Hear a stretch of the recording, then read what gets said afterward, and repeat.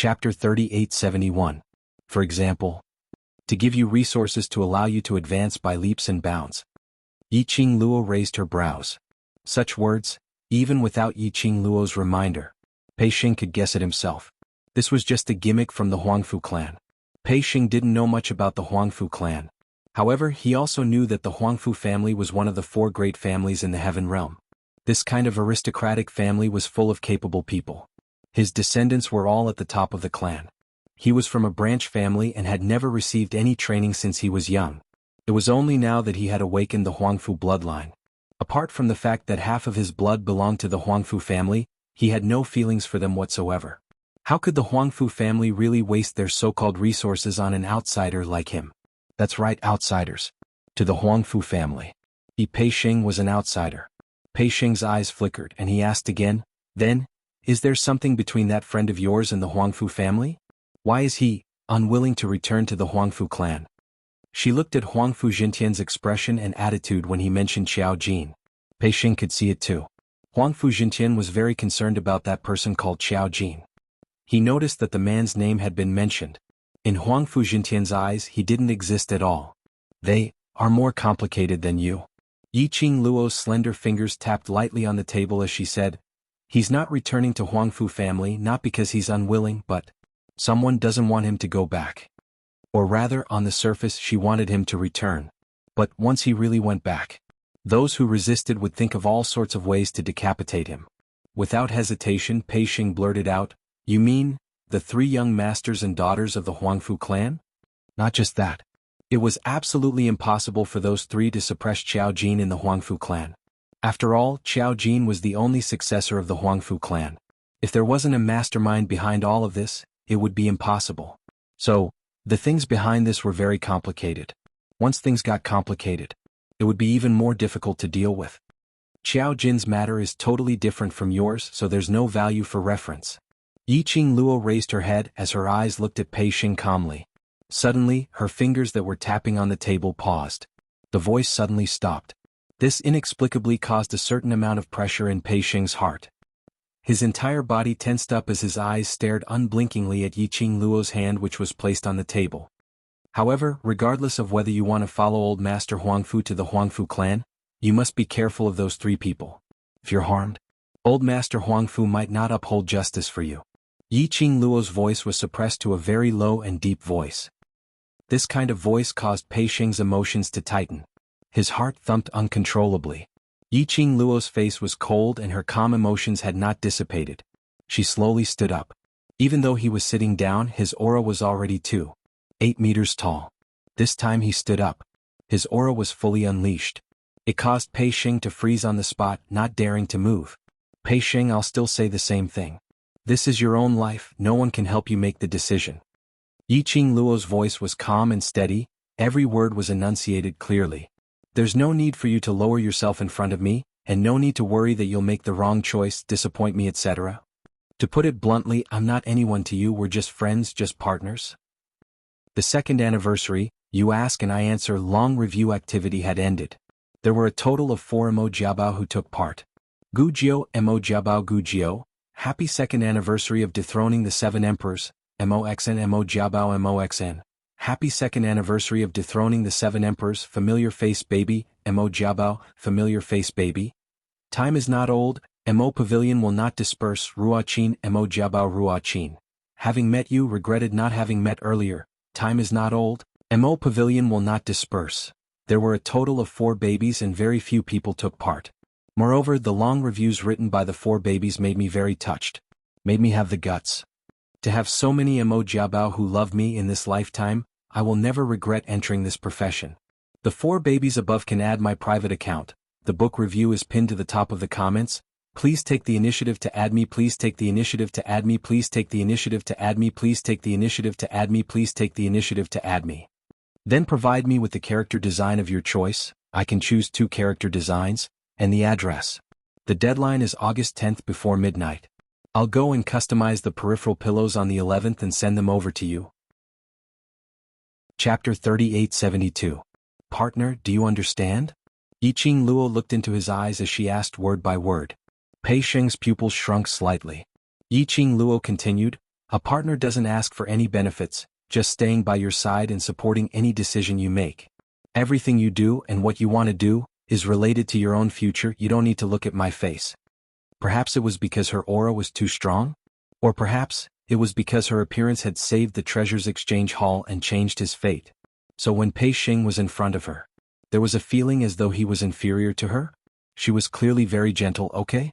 Why did it seem as though she was a vicious person? When Pei Xing heard that, he shuddered as he looked at Yiqing Luo in astonishment. Ah Xing, you still have 3 days to consider.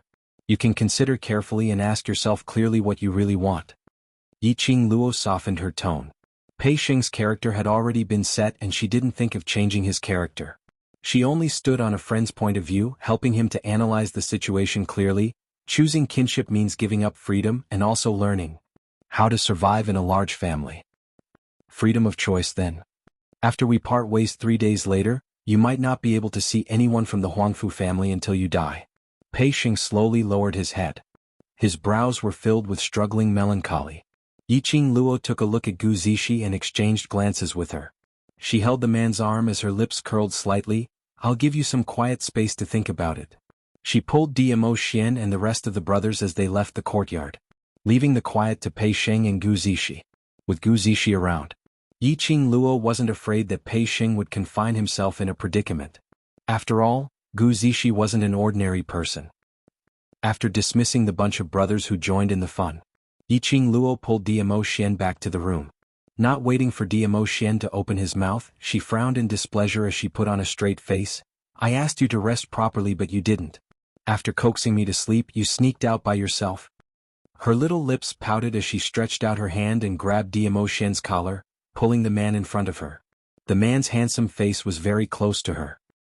His face was smooth and exquisite, and his long and narrow peach blossom eyes exuded a demonic charm. Yiqing Luo maintained her composure, determined not to be captivated by his beauty. Speak.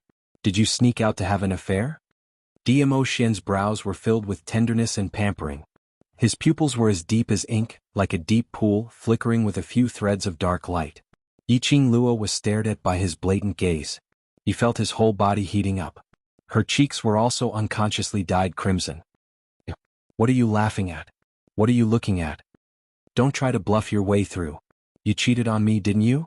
Yiqing Luo tried her best to make her voice sound more righteous and confident. After all, while she was asleep, the things he did to her, even though it was for her own good, were things that made his brothers ridicule him. Then he sneaked off to a dangerous place. People who don't know how to rest. She had to scold him to wake him up. Queen Luo didn't notice at all. Her current mood was like a capricious wife facing her doting husband. Dmo Xian's smile became even more joyous. His entire face was like the blossoming of spring flowers, overflowing with elegance, making one unable to look away. Yiqing Luo's heart seemed to be agitated by thunder. For a moment, the feeling of losing her soul made her dizzy. Chapter 3873. After a moment of dizziness, she was carried up by the waist. The next moment, her back was plastered on the soft bedding. The man's warm breath blew on the skin beside her ear. You want to know if I've cheated on you, right? When the man said this, his voice was low and hoarse and his tone was very light. So light that it couldn't be heard, like a feather, teasing her heart. Yiqing Luo's petite body trembled uncontrollably. Her little hand clutched the man's lapel tightly. Dmo Xian propped up both hands. That peerless handsome face was reflected in the young lady's pupils. The man's eyes were filled with a clear smile. That smile made her fall into a trance, as her heart and soul sank into his pampering. Unable to extricate herself. Unwilling to extricate herself. Looking at the person below him, her eyes were like silk, with a tender and sweet look. Dmo Xian's throat tightened. Even the color of his pupils had deepened by a lot. The corners of his lips were the same. There was an evil smile on his face. It made him look even more demonic and charming than before. He opened his mouth, his deep hoarse voice was as mellow as fine wine, making one intoxicated. I have a way to let you personally check whether I've cheated on you or not. His words fell. His kiss had already fallen. Warmth spread, gentle and affectionate. In the courtyard, only Pei Xing and Gu Zixi were left. The two of them didn't speak to break the silence. Gu Zixi just hugged Pei Xing, quietly accompanying him by his side. Not knowing how long had passed, Pei Xing, who was standing stiffly on the ground, finally had a reaction. He moved. The lady beside him gently held his big palm, giving him warmth. Pei Xing stood for a long time. His entire body was stiff. Not only his body was stiff, and his heart was stiff. After his palm was held, he stiffened his neck and turned his head, seeing the lady beside him. His voice was bitter and slightly hoarse. Zishi? I'm here. Gu Zishi gave him a gentle smile. Her pretty face also had a gentle smile. Only Pei Xing could see the tiredness between her brows, and the redness in her eyes. Pei Xing's heart seemed to have been hit by something heavily. Subconsciously, he held Gu Zishi's small hand. There were vortexes swirling in his eyes. His emotions fluctuated greatly. Gu Zishi felt a little pain from his grip. She was slightly puzzled and called out softly, "Xing?" Pei Xing suddenly reached out and pulled her into his arms. Gu Zishi's face crashed into his chest. Pei Xing was not gentle at all. Moreover, his face hurt a little. However, this bit of pain was nothing to Gu Zishi. An immense sense of joy enveloped her body and mind. This was Pei Xing's first time using such a method to hold her in his arms. The man buried his head in the hollow of her neck. When he opened his mouth, there was a spurt of air. Very hot, very scorching. This was the first time they were so close to each other. The man's hoarse and pained voice rang in her ears. "Zishi, do you really not regret it?"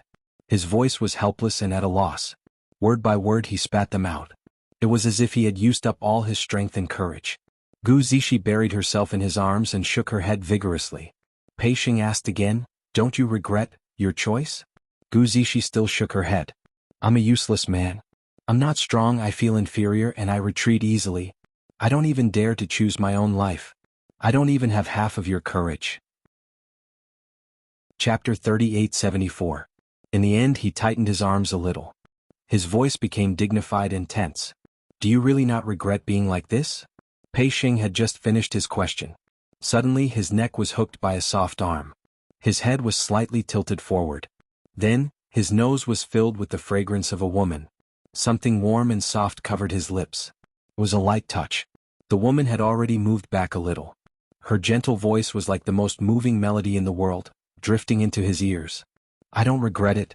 From the first time we met, I decided that I will be with you in this life. So, no matter what kind of person you are, I will love you." She hooked her arms around his neck. Their foreheads touched each other's. Gu Zishi's pretty face was like a peach blossom. "Moreover, I know what kind of person you are, better than you know yourself. What are you worried about?" This sentence was definitely not an exaggeration. Who in the world understood him the best? Gu Zishi. Pei Xing's face turned slightly red. He tightened his grip on Gu Zishi's arms. Gu Zishi's eyes lit up with a sweet smile when she saw that. She stroked his face with her little hand and said with a smile, "Don't be so unconfident. No matter what, you just have to remember that you still have me. That's enough." "Zishi?" Pei Xing's eyes turned red. He suddenly pressed his big palm on Gu Zishi's head. A fierce kiss landed on her. His initiative had clearly expressed his feelings, although both of them were in love for the first time.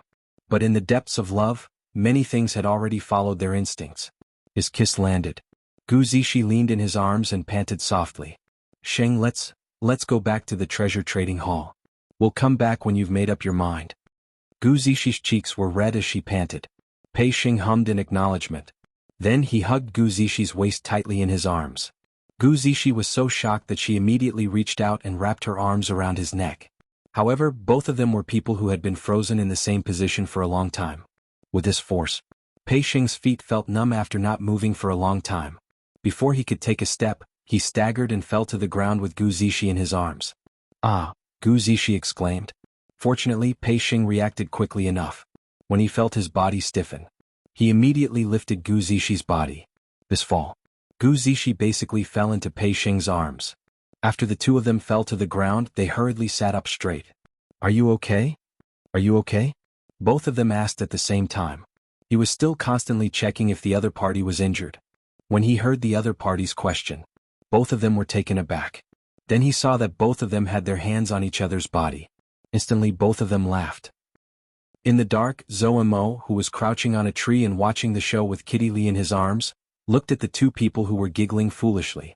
He clicked his tongue and shook his head. "What a pair of idiots. I'm obviously very loving, okay." Kitty Lee glared at him, then looked in the direction of Pei Xing and Gu Zishi. "That is pure love. Unlike you, who has seen countless people and flirted with countless people, how would you understand this kind of love? Hearing that, Zomo's red phoenix eyes rose. His slender fingers moved, hooked Kitty Lee's chin and turned her to him. Little wild cat, where do you see that this young master has seen countless people? Kitty Lee was forced to meet Zomo's eyes when Zomo asked this question. Chapter 3875. The cat's keen senses made Kitty Lee's black ears twitch. An invisible pressure came over. She shrunk her body and her tail started to stand up, as though he could predict Kitty Lee's next move. Just as Kitty Lee's petite figure was about to slip out of the man's embrace, Zomo's palm flipped. Once again he locked Kitty Lee in his palm. Following that, he increased his strength as he pressed her into his embrace. His low and hoarse voice had a fox-like charm. Why aren't you replying? This kind of charm was on Zomo, but it didn't seem out of place. On the contrary, it made Kitty Lee's ears and tail stand up. Her little black tail coiled around Zomo's wrist. The girl pretended to be fierce as her voice rang. What are you trying to do? Kitty Lee isn't afraid of you. If you dare to lay a hand on Kitty Lee, my sister loves me so much, she will definitely help me beat you up. Zomo's thin lips curled as his smile became even more charming. But the corner of his eyes revealed a sense of danger. He bent down and leaned in close to her black ears. His thin lips moved. He gently blew a breath of air on it. Kitty Lee's ears twitched as her body started to tremble. You, frivolous man, you. Tell me clearly, how did I read so many people? Zomo held on to this topic, not willing to let go. Kitty Lee's face flushed red. She was angry and also shy. Her little ears kept twitching. Her little body, which was curled up in Zomo's embrace, softened by quite a bit. Zomo's eyes deepened slightly. His gaze swept past the silly couple who were still giggling foolishly not too far away. He suddenly hooked his arm around Kitty Lee's waist and with a leap, he brought Kitty Lee and flew to another place. The wind blew mist beside her ear. The man's voice was extremely clear beside her ear at such a close distance. He said, "Little wild cat, the only woman who can move my heart is you alone. The only woman I am willing to be frivolous with is only you." The blush on Kitty Lee's face was completely unable to dissipate. The next day, there were still cultivators from various powerhouses who came to the Qiao residence as guests. On the surface, it was to visit Patriarch Qiao. But in actual fact it was to meet Yiqing Luo or Dmo Xian. The losses that the Earth Kingdom had suffered in this battle. All the major forces had suffered heavy losses. For a long time in the future, the major forces would be repairing the medium sun. As for Yiqing Luo's group, even without Dmo Xian's relationship, they also wanted to make friends. If he could form a good relationship with Yiqing Luo, it would definitely be of great use to his future development. Not to mention Yiqing Luo had Dmo Xian as her backing. There was also the Red Clear Pavilion and the Underworld Palace. Now even the Huangfu family, one of the Heaven Realm's 4 great heavenly clans, had to be courteous to Yiqing Luo. From yesterday's banquet, Yiqing Luo and Old Master Huangfu's conversation could be heard. It seemed like the person whom Old Master Huangfu was looking for was Yiqing Luo's brother? The power behind this woman. It was so terrifying that it was suffocating. It could be said that the series of events that happened during the auction was the most important thing in the world. It had already made Yiqing Luo a legend in the large powerhouses' mouths.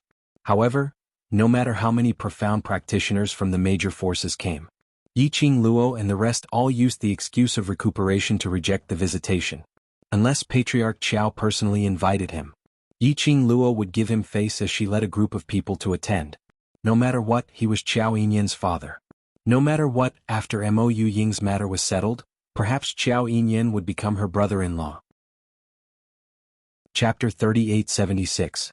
In addition, Yiqing Luo also knew that Patriarch Qiao had been so passionate towards her from the start, which was also the reason why Qiao Yinyan took care of her. It was because of Guiyu. That's right, it was teacher Guiyu. While she and the rest were heading towards the Earth boundary, Guiyu contacted his good brother in the Earth boundary, which was Patriarch Qiao. After praising her to the heavens, Yi Zichen's eyes widened. All sorts of hints she was definitely the type that Qiao Yinyan liked and could definitely become his daughter-in-law. Hence, Patriarch Qiao was so naive to be fooled. As the saying goes, birds of a feather flock together. Looking at Guiyu and Patriarch Qiao's character. Now I know why the two of them became good brothers. But what made Yiqing Luo puzzled was, from yesterday till now, Qiao Yinyan was like a perverted idiot. hiding in a corner from time to time, using a resentful, painful, helpless and complicated gaze to stare at Mo Yuing. Really? None. Tom. None. Engrave. And it was at any location in the Qiao residence, no repeat locations. Mo Yuing didn't feel anything, because she totally didn't notice Qiao Yinyan's existence. Unless Yiqing Luo talked to her. The rest of the time she was alone, immersed in her own thoughts, sitting there stiffly. Very obedient. Obedient like a puppet without a soul. Empty, lifeless. But Yiqing Luo expressed that she was troubled. For example, if a person suddenly popped up from the side and stared at the person next to you with such a complicated gaze that made people's hearts tremble, it would be very difficult to imagine such a scene. Once, twice, thrice. How would you feel in your heart? Anyway, Yiqing Luo was going crazy. Several times she wanted to ask Qiao Yinyan to come over. Whatever it was, couldn't it be said clearly? Did he have to be so perverted? Was there something wrong with him? But before she could open her mouth, Qiao Yinyan was like a ghost, disappearing. Yiqing Luo? This was the first time she knew. Qiao Yinyan looked like a high mountain flower. And he had such a special hobby. He was annoyed by the various profound practitioners of the major forces who came to visit him with all kinds of excuses, such as thanking him, giving him gifts, and so on. She was also flustered by Qiao Yinyan's perverted hobby. Yiqing Luo decisively pulled the group of people, preparing to head over to the Treasures Exchange Hall. Because of the auction, Diamo Xian still had things to deal with. Jun Qingwu also went to help. After all, the historian of balance was involved. This matter would definitely blow up. People of high positions like them definitely had to deal with it. Kitty Li wanted to follow. Zhou Mo, on the other hand, used other fun toys to kidnap Kitty Li. In the end, only Mo Yuing, Gui Wu, Old Lai and a few others were left, and they all went to the Treasures Gathering Exchange House. Along the way, Old Lai had been sizing up the ghost marshal. He felt that Gui Wu was very familiar. However, he could not recall where he had seen it before. He just kept staring at it. Gui Wu's eyes were fixed on Old Lai, completely ignoring him. It was Yiqing Luo who couldn't stand it any longer as she patted Old Lai's arm. Why are you staring at Master Gui Wu for? If I didn't know better, I would think that you've fallen for him. Lao Lai scratched his messy hair and frowned. I just think he looks familiar. Upon hearing those words, Gui Wu slightly raised his eyebrows. He took a cold glance and retracted his gaze. This feeling is even more familiar.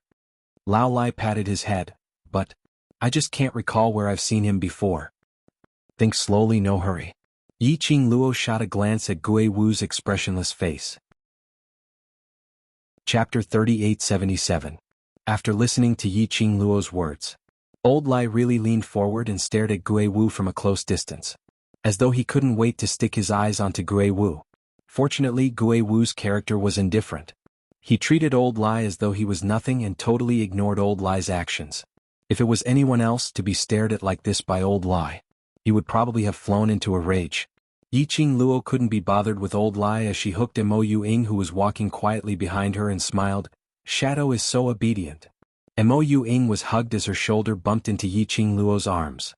She blinked her eyes at Yiqing Luo? ? Yiqing Luo rubbed her furry head as she hooked her little body and continued to walk forward with a smile. Very quickly, the four of them arrived at the Treasure Exchange Hall. Just arrived at the Treasure Exchange Hall. Yiqing Luo almost thought that she had taken the wrong way, because there were at least hundreds of people crowding around the entrance of the Treasure Exchange Hall. They were split into two teams. One team, everyone was holding various kinds of treasures in their hands. There were jade boxes, medicine bottles, big wooden boxes, weapons on their backs, etc. One team, empty-handed but with an anxious expression. There were some people who were holding crystal notes in their hands as they counted them. The common characteristic of the two teams was brocaded clothes and jade belt, fair and plump, extremely wealthy. What situation was this? This group of people came to the Treasure Exchange Hall to deposit their auction items and to purchase trading items? When did the market in the Treasure Exchange Hall become so good? The most important thing was, at this critical juncture when the Earth realm was suffering from heavy losses, there were still so many people who had the leisure to come to the Treasure Exchange Hall? Those who are ambitious will not let go of any chance to build connections. Mo Yuing, who was hooked by her shoulder in her arms, said faintly. Yiqing Luo lowered her head and looked at the stiffened and emotionless person. She stretched out her hand and pinched her cheek. Shadow is right. These people were indeed like what Mo Yuing said. It was obvious that he was here to do business at the Treasures Exchange Hall. But in actual fact, everyone's motive was very clear. If it was in the past, the Treasure Exchange Hall was. If you wanted to pass, you would have to make a deeder. Now, even if Bao Bao won the honor of the best trading house in the auction fair with the beautifying cream, that wasn't to the extent of, with so many people surrounding the treasure house, not even a drop of water could leak through. The main reason was still because Pei Xing was a collateral descendant of the Huangfu clan, one of the 4 great clans in the heavenly world. Old Master Huangfu even came to welcome them personally. In everyone's eyes, Pei Xing would definitely follow the old man to the heavenly realm. If he had befriended Pei Xing before he left, he would have been delighted. Or perhaps, he wanted Pei Xing to owe him a favor. Once Pei Xing stabilized his position in the Huangfu family, this was a way out for the people of the Earth domain. Therefore, one after another, they came to the treasures gathering exchange to make their presence known. From the looks of it, Pei Xing's place was not as quiet as the Qiao mansion. A group of people were queuing up and craning their necks. From time to time he would raise his arm to wipe the sweat off his forehead. They were a bunch of pampered people. It was basically not their turn to do things like lining up. However, this time was different. After all, they were here to make a good impression. Naturally, they had to do it personally so that they could show their sincerity. At the forefront, the people from both sides stuck close together as they craned their necks to look at the situation in the Treasure Exchange Hall. Chapter 3878. The entrance of Treasure Gathering Hall was simply too small. The 2 of them stood at the entrance. There was basically no space. Just at this moment, suddenly, a hand reached over and pressed on their shoulders. With a little force, the 2 of them were forcibly pulled apart. The 2 of them who were impatient couldn't suppress the anger in their hearts. Can't you see that everyone is queuing up? Why are you cutting the queue? Get to the back of the queue. Don't break the rules. The 2 of them reached out to grab the hand on their shoulders. When they turned their heads, they saw an old and horrifying face. Especially the red blood stain on the eye, as if flesh and blood were surging. The 2 of them were so shocked that they took a few steps back. The hand that was grabbing that person also flung it away. Get out of the way. That person clapped his hands and spat out 2 words coldly. The 2 of them looked at that person's face, then their gazes fell on the few figures behind that person. They were so scared that their faces turned pale, and they immediately moved to the side. While nodding and bowing, "Please, please, please come in," the man raised his head high and swaggered into the Treasure Exchange Hall. The few people behind him also followed in, until the few figures walked through the door. The 2 people in the queue, this time, wiped the sweat off their foreheads and heaved a sigh of relief. Who are those people? Why aren't they queuing? Just because he said to give way, we have to give way? The people at the back of the queue didn't see the faces of those people clearly. They only saw that those people cut the queue and were even welcomed into the treasure exchange. They who had queued for half a day had complaints in their hearts. However, just as they opened their mouths to complain, someone immediately turned his head and looked at the few people with a face full of fear. "So, don't shout. If they hear you, you won't even be able to enter the treasure exchange today." The few people who were complaining frowned and craned their necks to look at the entrance of the gathering treasures exchange hall. They asked suspiciously, "Who are those people? Who have such great power?" Could be said that there were hundreds of people queuing outside, randomly pulling one out. They were all famous people in the Earth domain. Who else could make them show such frightened expressions? Did you see that old man just now? The one who walked in first is someone from Hell Palace. Hell Palace. The person who complained immediately turned pale.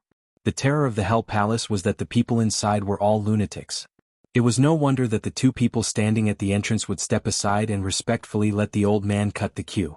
If it was them, they would rather let the people from the Underworld Palace cut the queue. He didn't want to provoke trouble from Hell Palace. Not just that. Someone shook his head and clicked his tongue. "What's the purpose of you lining up at the Treasures Exchange Hall?" Although everyone was well aware of it. But when asked this question, the few people who complained still shook their heads and didn't answer. That person did not pursue the matter. Instead, he said straightforwardly, "Didn't everyone come here to get to know Boss Pei of the Treasures Exchange? Did you see the lady in red who just went in? That young lady is Yiqing Luo." When the 3 words Yiqing Luo came out from that person's mouth, in the queue, there was a silence that lasted as long as 3 sides. Then there was an explosion. Who was Yiqing Luo? She was a famous person now. How many people racked their brains to rush to the Qiao residence just to meet Yiqing Luo? They had not expected that Yiqing Luo actually came to the treasures exchange hall. No wonder those people automatically gave way. Chapter 3879. For this treasure gathering exchange hall to have such a scene, it was all because of Yiqing Luo. At once, the hundreds of people queuing outside were all discussing about Yiqing Luo's legend. Their words were filled with admiration and envy towards Yiqing Luo. No one noticed. At the corner opposite the treasure gathering exchange hall, a shadow was cast downwards. A slender figure could be seen faintly. When he heard those praises and flattery, he was stunned. Faintly, that figure clenched her fists tightly. In the darkness, that pair of eyes was like a venomous snake, shining with a sinister glint. After Yiqing Luo and the rest stepped into the treasure gathering exchange hall, they also heard those people's discussions outside. Her brows rose as her eyes were filled with ridicule. These people kept on praising and praising her, but it was merely done in front of so many people. More than that, he just wanted to please her. After all, her age was right there. Young ladies of this age, didn't they love that bit of praise and flattery?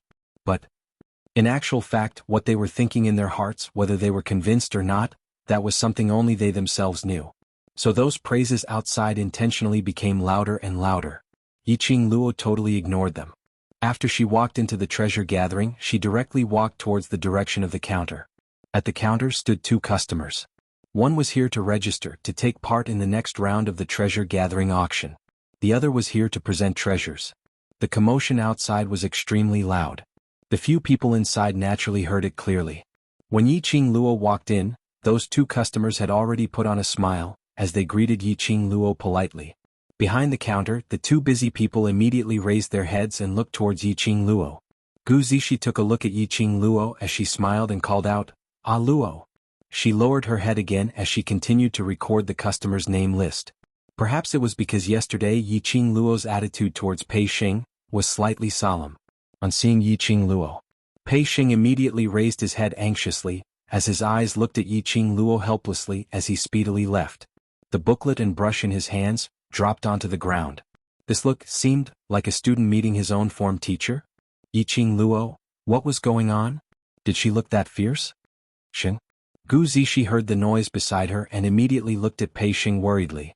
When he saw the brush by Pei Xing's feet, he immediately bent over to pick it up. Zishi. I'm fine. Pei Xing sounded nervous. After that, he took a careful look at Yiqing Luo and immediately squatted down, helping her to pick up the things.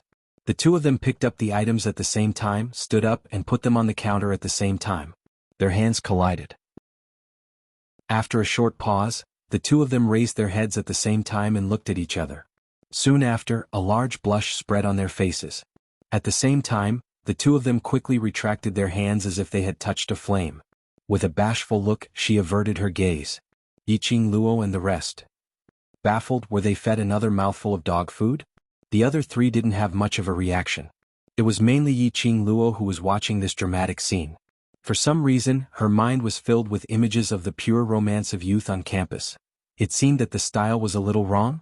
Wasn't this couple a little too silly? Chapter 3880. Xing? Zishi? Yo-ho, that voice which was filled with obvious ridicule intentionally dragged out the last syllable. It made that pair of pure young man and woman flushed red instantly. Looking at their looks, Yiqing Luo also knew that these two had absolutely confirmed their relationship. Gu Zishi had waited for so many years. In any case, Pei Xing understood his inner thoughts. That was not a bad growth at all. Yiqing Luo walked towards the counter. The two guests tactfully made way for him. Yiqing Luo smiled at the both of them. "Carry on with your work, we're just here to have a chat with Pei Xing." Saying that, she waved to Old Lai. "Old Lai, I'll leave this task to you." Old Lai? She didn't mention anything about letting him be a free laborer, no matter how unwilling he was in his heart or on his face. But looking at Yiqing Luo's smiling eyes, his body still obediently walked to the side of the counter. Previously, when they stayed at the treasure gathering, Old Lai and Xiao Yinyan helped out at the treasure gathering. When they did things, they wouldn't be flustered. Old Lai replaced Pei Xing's position and Yiqing Luo waved her hand, asking Pei Xing and Gu Zishi to come over to rest. Those two customers looked at Pei Xing, who left the counter, and looked at Old Lai, who was holding the brush with an impatient look. They were so scared that their sweat soaked their clothes. But under Old Lai's threatening gaze, they were practically trembling as they completed their own transaction. On the other side, the two of them who had been busy for the entire morning finally had some time to rest. They had just walked to the side and sat down. Pei Xing's gaze towards Yiqing Luo was still filled with that reserved feeling. Yiqing Luo sighed. Have you forgotten what I said to you yesterday? Between us, we are friends, partners, not some superior and subordinate. Why are you so afraid of me? Pei Xing's hand which was holding the teacup tightened as his eyelashes trembled unnaturally. His voice was slightly low. Speaking till the end, his entire head lowered. The aura from you is too strong. Yiqing Luo? Her aura was 2 meters 8? How could he be scared to this extent? It seemed that she was very cute in front of her brothers. Okay? Gu Zixi couldn't help but laughed as she shook her head at Yiqing Luo. There's no need to specially correct his thinking. It's good that he's afraid of you, at least you can control him. Yiqing Luo rolled her eyes at Pei Xing. This feeling makes it seem as though I'm very fiendish. My aura is too strong, so why isn't Zixi afraid of me? Pei Xing glanced at Gu Zixi and blushed again. This innocent look really made Yiqing Luo have an impulse to tease her. But he thought of Pei Xing's character. She resisted the urge. Don't be teased by her. Pei Xing started to question himself again. He wondered if he was worthy of Gu Zixi, and then he fell into self-denial. After all, to Pei Xing, her aura was too strong. Look at how nervous you are. Gu Zixi couldn't help but stretched out her hand as she poked Pei Xing's shoulder and looked towards Yiqing Luo as she asked, You came running over to gather treasures, is it to hide from those guests who had gone to Qiao residence to visit? Yiqing Luo clicked her tongue, You really dote on your Sheng. Gu Zixi's question was obviously telling Pei Xing. She came over to gather treasures, not to ask for an answer as to whether he was going to Heaven Realm or staying in Earth Realm, but to hide from the various powerhouses cultivators. Chapter 3881. As expected, after Yiqing Luo nodded in response to Gu Zixi words, Pei Xing heaved a sigh of relief. He felt much more relaxed. Seeing Pei Xing's reaction, Yiqing Luo felt more and more that she was really like a form teacher. Moreover, her aura was 2.8 meters and she could kill people with just one look. Forget it. If Pei Xing wanted to be nervous, so be it. Anyway, he wasn't the one who was nervous. Yiqing Luo glanced at the two customers who were listening to their conversation with their ears pricked up. Then he looked at Pei Xing, raised his eyebrows and reminded him, the business of treasure gathering has improved. If you want to hold an auction, are you sure you have extra time? It wasn't easy to organize an auction. In particular, only he and Gu Zixi were busy at the Treasures Exchange Hall. If he wanted to hold a successful auction, he would need at least 10 days to half a month of preparation time. However, the Huangfu clan only gave him 3 days to consider. If he chose to stay in the land, this auction was naturally not a problem. However, if he chose to return to the Heaven Realm, now that he had made so many deals, at that time, how could they still be in charge of the auction? The problem which Yiqing Luo mentioned, Pei Xing really hadn't thought about it. Instantly, his eyes widened in astonishment as he looked at Yiqing Luo. He looked at Pei Xing's expression. Yiqing Luo could roughly guess it. Pei Xing was more inclined to follow old man Huangfu to the Heaven Realm from the bottom of his heart. Otherwise, he wouldn't have revealed such a shocked expression. But that's true. For Pei Xing, who had lost all his family members after witnessing his father drown himself in the river, Pei Xing's heart sank. His family was really his biggest weakness. Even if he knew it was a tiger's den. However, he couldn't help but want to give it a try. This was human nature and a very normal way of thinking. I actually forgot such an important thing. Gu Zixi's pretty face paled. I was too happy to see so many customers coming to the Treasures Exchange Hall. I didn't think too much about it. She immediately stood up, ran over to the counter, and brought over the list of names she had recorded. Since yesterday, I have already booked at least 400 people. What should I do? Pei Xing stared blankly at the booklet that Gu Zixi was flipping through. A trace of pain and entanglement surfaced on his face. Could it be, this was the will of the heavens? Even the heavens felt that, should he stay in the land? Pei Xing's thoughts were too obvious. Yiqing Luo raised her hand and pressed down the booklet that Gu Zixi was flipping through. Both of them turned to look at her. Yiqing Luo took the booklet from Gu Zixi's hand, closed it and pressed it on the table.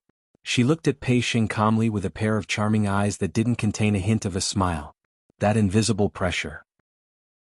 Immediately, Pei Xing became nervous again.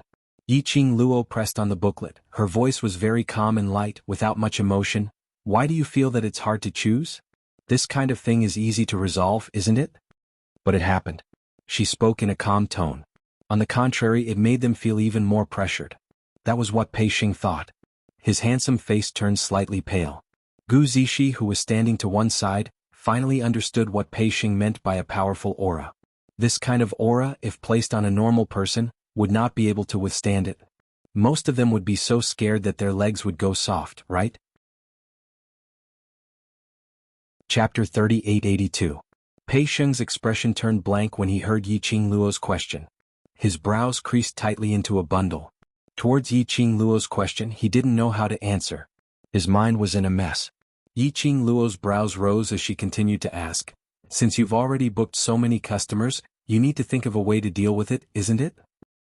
Pei Xing slowly lowered his head, his face filled with pain and confusion. Seeing that he didn't reply, Yiqing Luo's lips curled into a smile.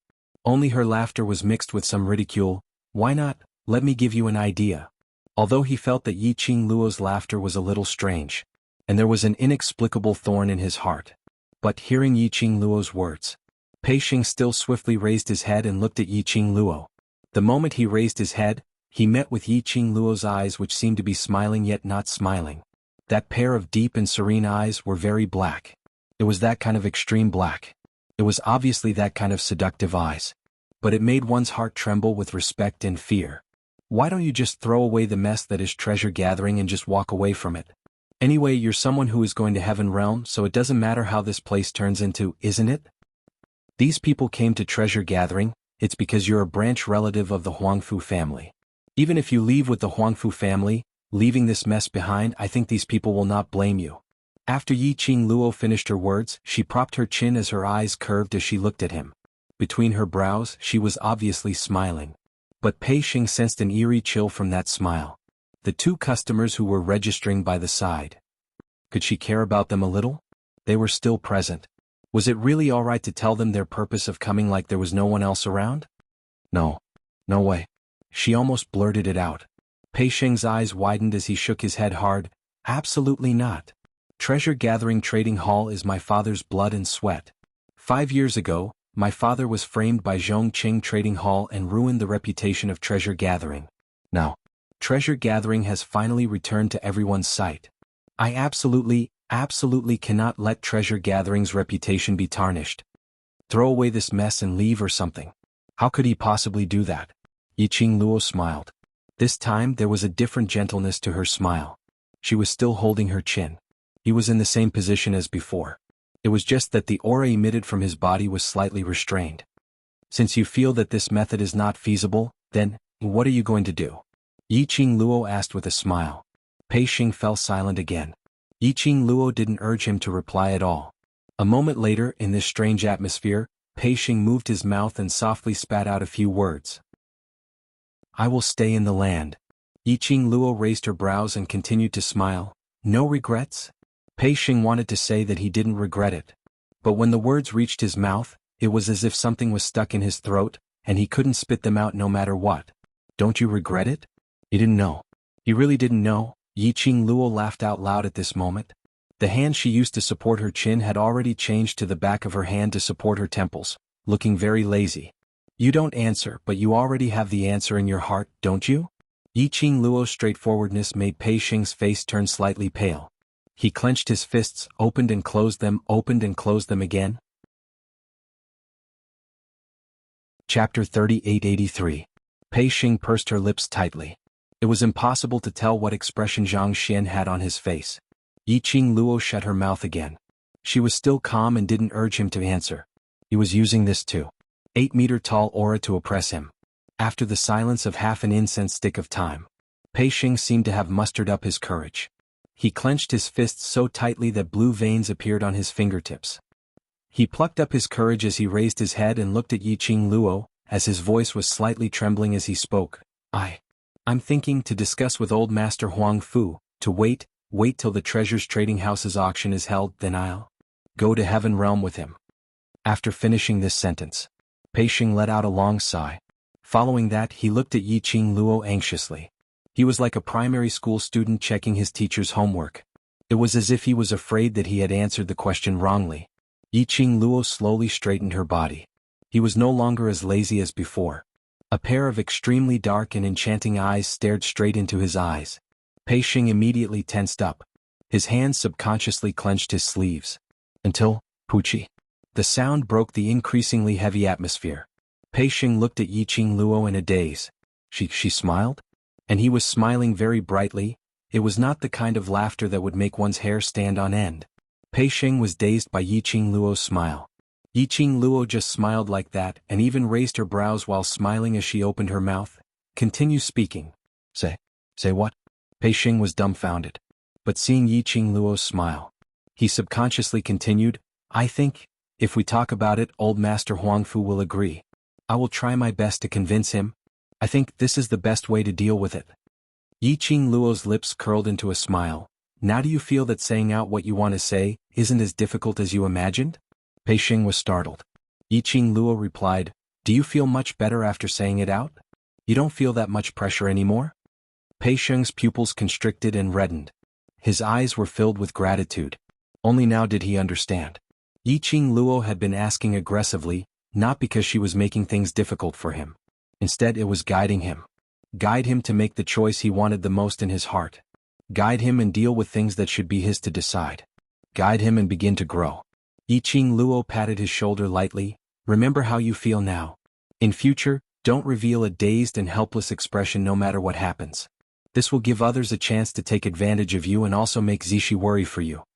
Yiqing Luo gently patted his shoulder. Don't worry about me. Pei Xing nodded vigorously. He then looked at Gu Zishi who was beside him, and squeezed her hand. The two looked at each other and smiled. At this moment,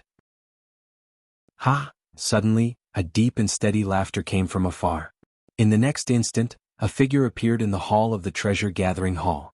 When he saw who it was, the two guests at the side immediately felt their legs go soft, and they knelt on the ground. The people sitting around the chairs also stood up. Old Master Huangfu. The guest spoke with a trembling voice, filled with excitement and fear.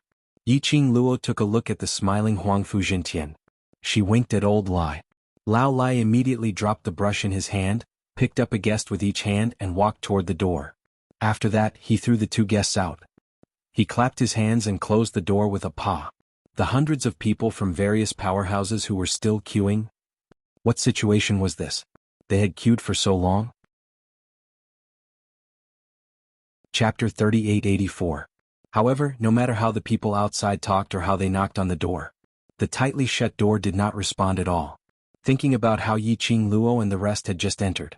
Later on, it seemed that even the big boss from the heaven realm had entered, even if everyone had doubts and complaints in their hearts. Even so, he did not dare to force his way in. They could only choose. They could either leave or wait patiently in the queue. Within the treasure-gathering hall. Because of Huangfu Jintian's appearance, the relaxed atmosphere from before instantly became heavy. Even Pei Xing, compared to when he saw Yiqing Luo, was even more uneasy as he stood ramrod straight with both hands hanging by his side. The others frowned slightly and looked at him without blinking. Huangfu Jintian didn't feel that his appearance had affected anything at all. He laughed heartily as he walked towards Pei Xing. Because of this smile, his solemn and dignified face looked a little benevolent. He looked at Pei Xing with a gentle gaze. He walked up to Pei Xing and patted Pei Xing's shoulder. It was just this action. Pei Xing was so shocked that his body tensed up. He was incomparably stiff. Even his breathing was so nervous that it was extremely slow. Huangfu Jintian seemed as if he completely didn't notice Pei Xing's nervousness. He didn't feel that the atmosphere in the room was very heavy. With a smile on his face, he patted Pei Xing's shoulder and said, "Good lad, grandfather heard everything you said just now. You promised to follow grandfather back to the Huangfu clan, but grandfather took it seriously." Pei Xing's expression became even more complicated when he called him grandfather. Coupled with Huangfu Jintian's benevolence that was completely different from yesterday and the intimate action of patting his shoulder, Huangfu Jintian's expression changed. This shocked Pei Xing to the point that he was excited and terrified. His heart was beating so fast that it felt like it was going to jump out of his throat. "Brat, your friend did the right thing. The best way to deal with this matter is to find a way to solve it yourself." Huangfu Jintian patted Pei Xing again before retracting his hand as he looked at Yiqing Luo with a face full of smiles. "Miss Yi, many thanks for guiding this fellow to find the right way." Yiqing Luo's lips curled. "In that case, you've agreed to Ah Sheng's condition?" A wisp of a bright light flashed past Huangfu Jintian's dignified and wise eyes. It was gone in a flash. But it didn't escape Yiqing Luo's eyes. Subsequently, Huangfu Jintian glanced at Pei Xing with deep meaning and said, "That depends on how this kid convinces me." Pei Xing tensed up again. He was slightly dazed by Huangfu Jintian's intentionally intimate attitude. He originally thought that Huangfu Jintian would agree readily. However, he didn't expect Huangfu Jintian to say this. However, Yiqing Luo's smile grew even wider as she nodded in agreement. "What old Master Huangfu said is right, I feel the same way too." The old man and the young man looked at each other and smiled. They then turned to look at Pei Xing at the same time. Pei Xing could only feel a tinge of coldness rising from his back amidst his anxiety and fear. Suddenly, a sharp and hurried voice sounded, "No, you can't. Grandfather, you can't agree so easily." Then Huangfu and the other two broke into the room. Huangfu Fengyan pounced over and hugged Huangfu Jintian's hand while biting her lower lip tightly. "Grandfather, Pei Xing has Huangfu family's blood in him.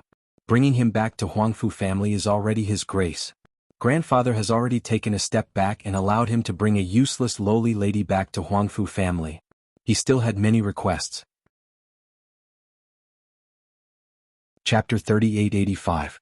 As Huangfu Fengyan was speaking, she shot a sinister glare towards Gu Zixi's direction. But when she looked towards Huangfu Jintian, her beautiful face was replaced with sincerity and sincerity, as though every single word was for the sake of the Huangfu family. The moment the three of them appeared, they surrounded Huangfu Jintian in the middle. Evidently, they had witnessed everything that had happened earlier. On seeing their old master and Yiqing Luo smiling at each other, as though their relationship was extremely intimate, they finally couldn't hold it in any longer. They absolutely could not let old master develop any interest towards that slut Yiqing Luo. Otherwise, if they had old master's support, wouldn't Yiqing Luo be able to do whatever she wanted? Huangfu Fengyan was thinking furiously in her heart.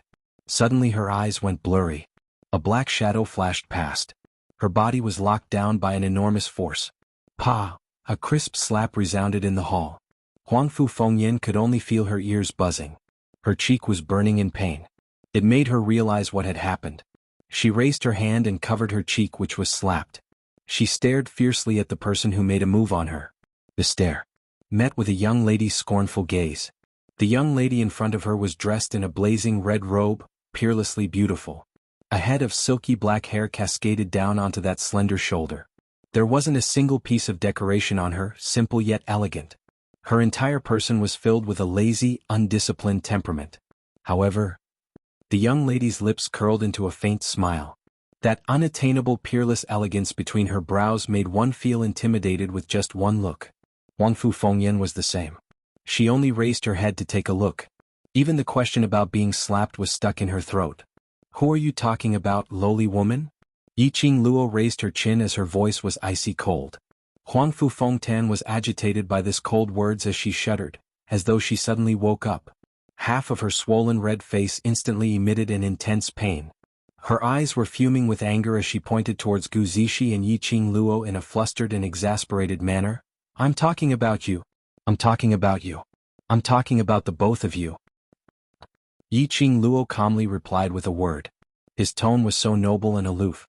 Huangfu Fengyan's heart was filled with rage, but when she heard this her face turned pale.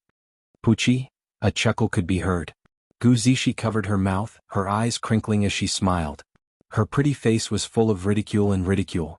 Huangfu Fengyan's eyes seemed to have been pierced. A conversation suddenly popped up in his mind. "Lowly woman, who are you talking about?" Wasn't she calling herself a lowly woman? Her face instantly turned red. Her usually beautiful and arrogant face now had a sinister and terrifying expression on it. Damn slut. How dare he humiliate her like this? Grandfather. Huangfu Fengyan was angered to the point that her eyes turned red and tears gushed out. They are simply bullying people intolerably. Going too far? Yiqing Luo scoffed lightly as she raised her long arm and hooked onto Gu Zixi's shoulder. Following that, her slender body seemed to be boneless as she leaned lazily on Gu Zixi. Her eyes were filled with smiles, but there wasn't a single trace of a smile in her eyes. "You're just a lowly woman, what right do you have to bully my Zixi? I'm afraid you don't know that if it wasn't for Zixi, the Xing you see now would be a corpse." Although her words were said while looking at Huangfu Fengyan, Chapter 3886. Huangfu Trio's expressions were extremely ugly. Especially Huangfu Fengyan. After she heard this sentence, her eyes were bloodshot. Lowly woman? She was the dignified Huangfu family's fourth miss. How could she be compared to a woman from the earth realm? Damn Yiqing Luo. She was so angry that her entire body was trembling. Huangfu Qifei's gentle eyes flashed past a glint. After taking a look at Huangfu Jintian, he took quick steps towards Huangfu Fengyan as he held onto Huangfu Fengyan's shoulder with one hand, bringing her trembling body to the back of Huangfu Jintian. Fengyan, grandfather has finally found cousin Pei Xing. This is a joyous occasion, don't mess around. Huangfu Qifei's voice was very gentle, with a sense of pacification. Huangfu Fengyan bit her lower lip tightly, as the blood-red color in her eyes had not dispersed. But it had quietened down. Huangfu Jintian's white brows creased tightly. His expression was unfriendly as he looked at Huangfu Fengyan unhappily, before looking at Yiqing Luo. His tightly creased brows creased even tighter. Miss Yi. He pondered for a moment and spoke in a grave tone. Fengyan is too rash and offended you in this Miss Gu, but Fengyan is after all our Huangfu family's 4,000 gold. Will Miss Yi please consider carefully before you make a move next time? This matter was indeed Huangfu Fengyan's problem. Huangfu Jintian couldn't very well accuse Yiqing Luo's actions. But Huangfu Fengyan was after all his granddaughter, and a member of his Huangfu family. She was so easily bullied by others. Wouldn't that make others look down on Huangfu family? Especially when it was in the lower realm. But for Huangfu Jintian, based on his status, indeed he had lowered himself to a very low level. His meaning was very clear. He gave her face, and hoped that she would give Huangfu family some face on his account, and give Huangfu family some face. This matter of beating up Huangfu Fengyan would end like this. Yiqing Luo naturally heard the meaning behind Huangfu Jintian's words. She raised her brows as she smiled and nodded. All right, next time before I make a move I will definitely inform you. Huangfu Jintian? After talking for so long you still want to fight? Yiqing Luo shrugged her shoulders as she spread out her hands helplessly. You've seen it for yourself. It's not that I'm willing to take action, but some people are itching for a beating and insist on coming over to be beaten. Old Master also knows that for a kind-hearted person like me, how would I bear to reject someone's fervent request, right? How would Huangfu Fengyan not hear the sarcasm in Yiqing Luo's words as she gritted her teeth and stared at Yiqing Luo? He hadn't even raised his hand and pointed at Yiqing Luo. However, he was forced back by Huangfu Jintian's gaze. Yiqing Luo didn't even spare Huangfu Fengyan a glance. Instead, he pushed Gu Zixi in front of the old man. Then, with a calm gaze, he looked at the old man and enunciated each word clearly. Don't think that your heaven realm is so good or that the Huangfu family is so good. Everyone here is very clear on how difficult it is for a large family to survive. Don't say anything. Pei Xing and Zixi have gone to the Huangfu clan. You can take care of them. When we really go to the Huangfu clan, you won't have the time to ask them. Whereas Zixi has her own power in the earth realm, able to call the shots. Why must she give up everything and follow him to the Huangfu clan? To face all the dangers and fear all those unknown things? Do you think she's stupid? She gave up everything in the earth realm and followed Ah Sheng to the heaven realm, just because she loves Ah Sheng. Chapter 3887. Yiqing Luo's straightforward words made Gu Zixi's face turn red. She was pushed in front of old Master Huang. Hearing Yiqing Luo praising herself in various ways, she was even more embarrassed. She didn't even dare to raise her head to look at old Master Huang. Especially when she heard Yiqing Luo saying, to have your own force, to call the wind and summon the rain, her expression changed slightly. She had not expected. Yiqing Luo had already seen through it. But, to tell the truth, her so-called force as compared to the Huangfu family, was indeed a world of difference. She wanted to move away. But her back was blocked by Yiqing Luo's hand. Soon after, the girl's cold yet extremely clear voice drilled into one's heart. So, Zixi doesn't owe your Huangfu family anything, but Pei Xing owes Zixi. Her brows rose as her cold voice called out Pei Xing's name. Ah Sheng, am I right? Pei Xing was stunned by the 2-meter-8 aura once again. Especially when he heard Yiqing Luo's words. He was even more dazed. The gaze he used to look at Gu Zixi was filled with heartache and guilt. So he hurriedly nodded his head vigorously. Even withstanding the pressure from Huangfu Jintian, he strode to Gu Zixi's side and held her hand. Zixi? Sorry.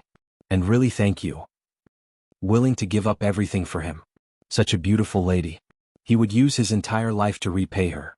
Pei Xing took the initiative to get closer and held her hand. This made Gu Zixi anxious heart instantly calm down.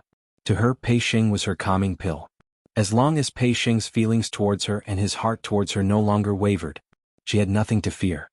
Her originally apprehensive and slightly bashful blushing face was now filled with a blissful and sweet smile. Her and Pei Xing's hands were intertwined tightly as her eyes were filled with tenderness. Yiqing Luo looked on from the side as her lips curled into a satisfied smile. To make Pei Xing take the initiative to walk to Gu Zixi's side at this moment, to give her comfort and warmth. This was Pei Xing's biggest improvement. As expected. As long as it was related to love, it could give a person a huge amount of courage.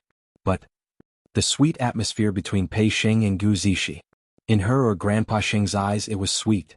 But in the eyes of Huang Fu and the other two, it was extremely glaring. Especially looking at the smile on Yiqing Luo's lips. Huang Fu Fengyan's eyeballs were about to pop out.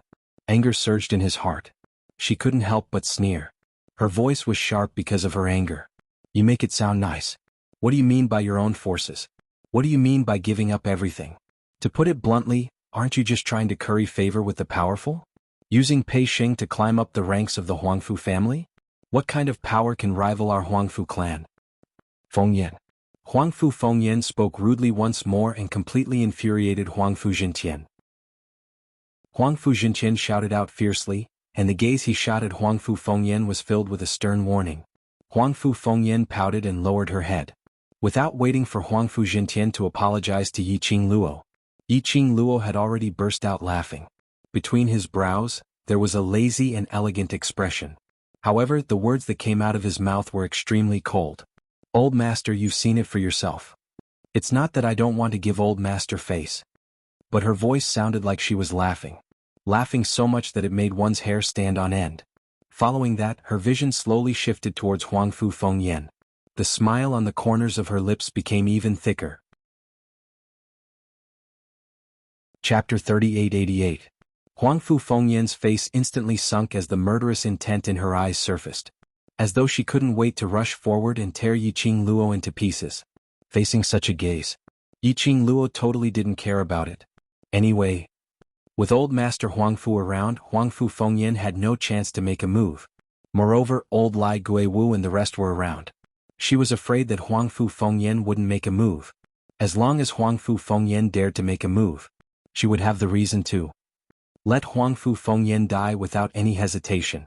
Huangfu Fengyan, if you dare to say another word, in future no matter what occasion you are to stay in the Huangfu family obediently and not take a step out. Huangfu Jintian was obviously infuriated by Huangfu Fengyan as his eyes widened. Was he going to ground her? Huangfu Fengyan looked at her grandfather in disbelief. But when she met her grandfather's eyes which were filled with anger, she shuddered as she hung her head down, not daring to say another word. Yiqing Luo expressed that there was still a little bit of disappointment. If they could create a ruckus, she would be able to properly teach Huangfu Fengyan a lesson. TSK. Looking at Yiqing Luo shaking her head and sighing uninterestedly. As astute as Huangfu Jintian, how could he not see through her thoughts? Huangfu Jintian's eyes darkened and disappeared in a blink of an eye. Very soon, his face lit up with a generous and benevolent yet dignified smile. I know that Lady Gu is a good lady. Even though I haven't spent much time with Lady Gu, I know that for you to be so unswervingly devoted to this boy when he had nothing left, you must truly be treating him with sincerity. No matter how big Miss Gu's influence in the Earth realm is, this is after all created by Miss Gu using her own hands and ability, so this is worthy of our respect. I am also very clear that Miss Gu put down everything in the Earth realm and followed this silly kid to the Heaven realm, to a foreign unknown place. How much courage did you have? I believe in Pei Sheng's foresight and choice, and I believe that I am not so old that my eyes are failing me. Huangfu Jintian said one sentence after another, in a sincere manner. It didn't seem like it, he was just casually saying it. Gu Zixi eyes reddened as she tried to understand his words. Huangfu Jintian smiled at Gu Zixi. Young lady, thank you so much. Gu Zixi covered her mouth. Nothing was more touching than this. She didn't care if others could understand her or misunderstand her. It was enough for her to obtain the approval of Pei Sheng's elders. Huangfu Jintian then looked at Pei Sheng and said, Stinking brat, treat your young lady well. She is a good lady. Pei Sheng looked at Gu Zixi and intertwined their fingers. A rare look of determination appeared on the man's handsome face. I came here today just to see you and also to deepen your impression of your grandfather. Now that I'm done, I'll take my leave first. I won't disturb you youngsters. He stepped forward and patted Pei Xing's shoulder before patting Gu Zixi's shoulder. With a smile, his figure flickered and he disappeared from the hall. Only the remnants of his majestic voice still lingered in the air. And the three of you, go back to the heavenly realm. Night. Huangfu Fengyan, who was scolded by Huangfu Jintian, was lying on the bed with half of her face still swollen. She gritted her teeth and clenched her fists, pounding the bed with force. Damn you, Qing Luo. You slut. I want you to die. She angrily pounded the bed with force. Fengyan. A slightly dissatisfied voice was heard in the wind. Chapter 3889. Hearing that person's voice, Huangfu Fengyan's ferocious expression froze. She immediately looked up. She saw the man standing by the bed, staring at her with a dark expression. Huangfu Fengyan immediately sat up on the bed and shifted her gaze away from the man at a loss. She nervously called out, "Third brother?" That's right. The person who came was the third young master of the Huangfu family, Huangfu Qifei. Huangfu Qifei stared straight at her.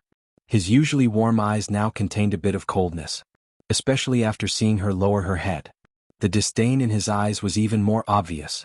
Huangfu Qifei didn't speak for a long time. Huangfu Fengyan's heart was in a mess. From time to time she would glance at Huangfu Qifei's eyes. Facing her third brother, she had always been in awe and fear. She wasn't even this nervous in front of her brother, Huangfu Dongyu. Huangfu Qifei clearly looked gentler and gentler than the others. But Huangfu Fengyan was clear.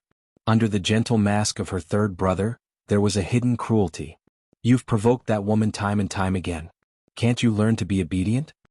Huangfu Qifei finally spoke. He let out a sigh. Even the sigh of a refined and elegant young master was so gentle. His knees were on the side of the bed. Huangfu Fengyan's body trembled. She instinctively wanted to retreat. However, her chin was caught by the man's outstretched hand. Huangfu Qifei sat by the bed. He hooked her chin with one hand and moved closer. His face was as gentle as jade and he was handsome and refined. There was even a hint of a smile in his eyes. Huangfu Qifei sighed lightly and said, "Look, your face is hurting, isn't it?" Huangfu Fengyan felt as if a poisonous snake had slid across her face. Her pupils shrank nervously. Huangfu Qifei smiled warmly. It's okay. You'll get used to it sooner or later. Fengyan, with the situation today, our days in the future will be more difficult than now. Huangfu Fengyan was forced to meet his gaze. Looking at the gentleness in the man's eyes, she trembled. Even her lips were trembling. What happened? No. Grandfather won't. Don't you see the situation clearly? Huangfu Qifei sighed as he shook his head. Pei Xing, that fellow now has a backer. Moreover, Yiqing Luo's performance is very obvious. She is determined to help Pei Xing. You know very well that the power behind Yiqing Luo is not just an overlord. A wisp of a cold light flashed past the depths of Huangfu Qifei's warm eyes, and it vanished in a fleeting manner. He then looked at Huangfu Fengyan. The emotions in his eyes had returned to the gentleness of a young master. After Pei Xing returns to Huangfu family, on account of the overlord and those powerhouses behind Yiqing Luo, they will definitely give Pei Xing a very high position. By then, how do you think Pei Xing will treat us? He paused slightly, his fingers caressing Huang Fengyan's face, his eyes filled with heartache. My pitiful Fengyan, such a beautiful face, how could she be so ruthless? After Pei Xing returns to the Huangfu family, what should we do? Huangfu Qifei's voice, expression, and actions. They were all heartache and helpless towards Huangfu Fengyan. However, Huangfu Fengyan listened to his words. She only felt her body turning icy cold. She shivered as her little hands clenched tightly onto Huangfu Qifei's sleeve, as though she was grabbing onto a life-saving straw. Chapter 3890. So, what does Fengyan want to do? Huangfu Qifei held her hand instead and patted her back lightly like a big brother, comforting her with a warm voice. I want to. Huangfu Fengyan stiffly leaned into Huangfu Qifei's embrace, her eyes bursting with intense killing intent. I want him dead. Who do you want to die? Huangfu Qifei smiled warmly and slightly tightened his grip on Huangfu Fengyan's hand. Pei Xing. She would never allow anyone to affect her position in the Huangfu family. Pei Xing was just a lowly branch disciple. A piece of trash that didn't even have half of the Huangfu family's blood in him. She would never let Pei Xing have any chance to climb over her head. Good girl. Huangfu Qifei smiled lightly as he placed his hand on Huangfu Fengyan's head, and his voice became even lower and gentler. Just do as you want to do. No matter what, third brother will always be behind you and shield you from the wind and rain. Huangfu Fengyan's eyelashes trembled as she clasped her hands together. Then he hugged Huangfu Qifei tightly. Third brother, good girl? Huangfu Qifei lightly patted her head and shoulders. His voice was still so magnetic and pleasant to listen to. However, that refined and gentle face. What emerged was a chilling ruthlessness. Especially that pair of extremely bright eyes in the dark night, flowing with treacherous cold light. Within the treasures gathering exchange house. Because there were many guests on the list. Yiqing Luo and the rest also stayed behind to help tidy up the treasures. Until it was almost midnight. Yiqing Luo and the rest then prepared to leave. Pei Sheng and Gu Zixi walked them to the door. After greeting, Yiqing Luo was about to leave. Pei Sheng hesitated for a while before he quickly walked to Yiqing Luo's side and whispered, Luo, I still have something to tell you. Ever since Pei Sheng sent her out, his gaze had drifted over her body from time to time. Yiqing Luo also guessed that Pei Sheng had something to tell her. She didn't expose him because she wanted Pei Sheng to take the initiative to mention it. So Yiqing Luo wasn't surprised at all, only allowing Gui Wu and the rest to make a move first. Gui Wu and the others walked far away. Pei Sheng pouted and said softly, Today in front of old Master Huangfu, thank you, if Yiqing Luo wasn't around. The old man's arrival and the trio's arrival. It would definitely overwhelm him and Gu Zixi. Especially that group of three, he continued to humiliate Gu Zixi. If he was angered, he would only go crazy and argue with those three people. By then, old Master Shin's impression of Zixi would be even worse. I'm just speaking the truth. Yiqing Luo took a look at Gu Zixi direction as her lips curled, so you should really treat Zixi well. If there's a lady who is willing to give up everything for you, then that means that she really loves you, so don't let Zixi down. I know. At the mention of Zixi, the light in Pei Sheng's eyes became brighter and more determined. I won't let her down. Yiqing Luo smiled. Pei Sheng continued, Actually, I have another question. Yiqing Luo asked. Pei Sheng lowered his eyes and quickly raised them to look at her. Judging from old Master Huangfu's attitude today, he should have agreed to let me hold the auction of the treasure-gathering auction, right?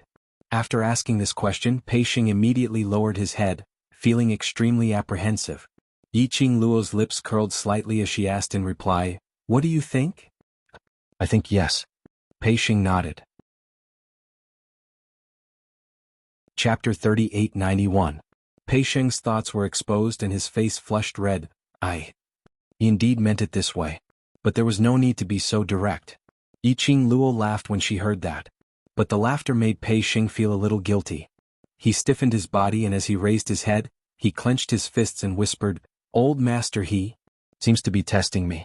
That feeling makes me breathless. Indeed he is testing you. Yiqing Luo raised her brows and nodded seriously.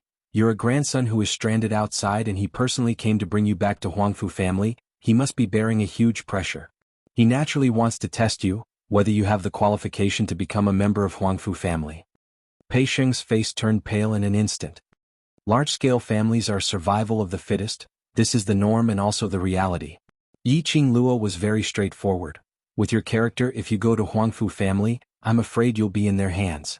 If you really want to take root in Huangfu family and protect Zixi, then you must make yourself stronger. Her expression was very calm. Even that pair of upturned eyes seemed extremely calm. Pei Sheng, on the other hand, could tell from those extremely dark eyes that the young girl was very serious.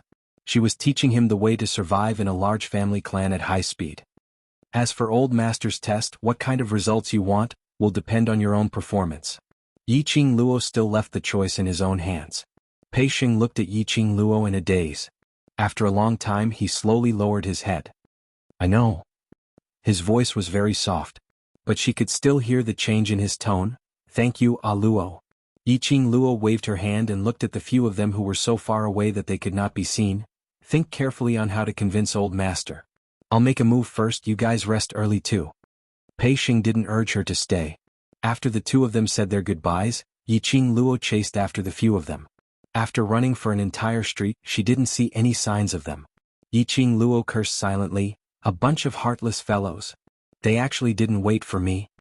Since she couldn't catch up, she might as well slow down her footsteps. just as she was about to leave. Her ears suddenly twitched sensitively. A haze immediately appeared in her long and narrow eyes. The expression on his face changed in an instant. "Who are you?" She looked warily at the wall in front of her. Just now, he had vaguely sensed a slight fluctuation coming from there. Someone following her? Chi. An almost inaudible whooshing sound of air was extremely clear in the silent night. The moonlight shone down. It reflected the tall and imposing figure standing on the wall. The cold moonlight poured down. It made her look like a fairy from the moon, quiet and elegant like cold jade. When he saw that person, Yiqing Luo's slender brows creased as she looked at him in a daze. Zhu Wuxin? Wasn't this person before him Zhu Wuxin? Ever since the auction's array was broken, she had not seen Zhu Wuxin. Based on Zhu Wuxin's ability, Yiqing Luo wasn't worried that he had met with any accident. He didn't take it to heart. They had thought that he had returned to his faction. Unexpectedly, he was still in the Earth domain. And he was secretly following her? Indeed, your ability has increased by more than a little. Zhu Wuxin's icy cold voice was mixed with a few hints of ridicule. What was he ridiculing her for? Yiqing Luo rolled her eyes at him as she kept her vigilance. "Don't stand so high up if you want to talk, my neck hurts." Her words had just ended. A gust of cold wind blew over. Chapter 3892. Really close. So close that the tip of his foot was pressing against hers. As long as he raised his head slightly, their breaths would collide with each other. Yiqing Luo's reaction was swift. Almost at the instant when she raised her head, she retreated 2 steps backwards, widening the distance between her and Zhu Wuxin. Then she asked, "Why are you following me?" Zhu Wuxin didn't move, only using that pair of black icy cold eyes to look at her quietly. His eyes were dark and heavy.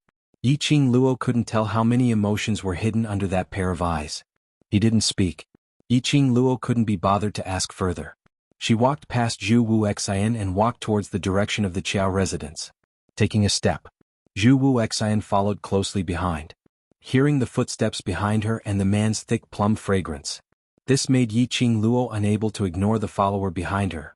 She stopped in her tracks and turned her head to look at him. "If you don't want to answer my question, then don't follow me." Zhu Wuxin's gaze was fixed on Yiqing Luo, looking at that pair of alluring eyes which made his heart flutter like the stars' dazzling eyes.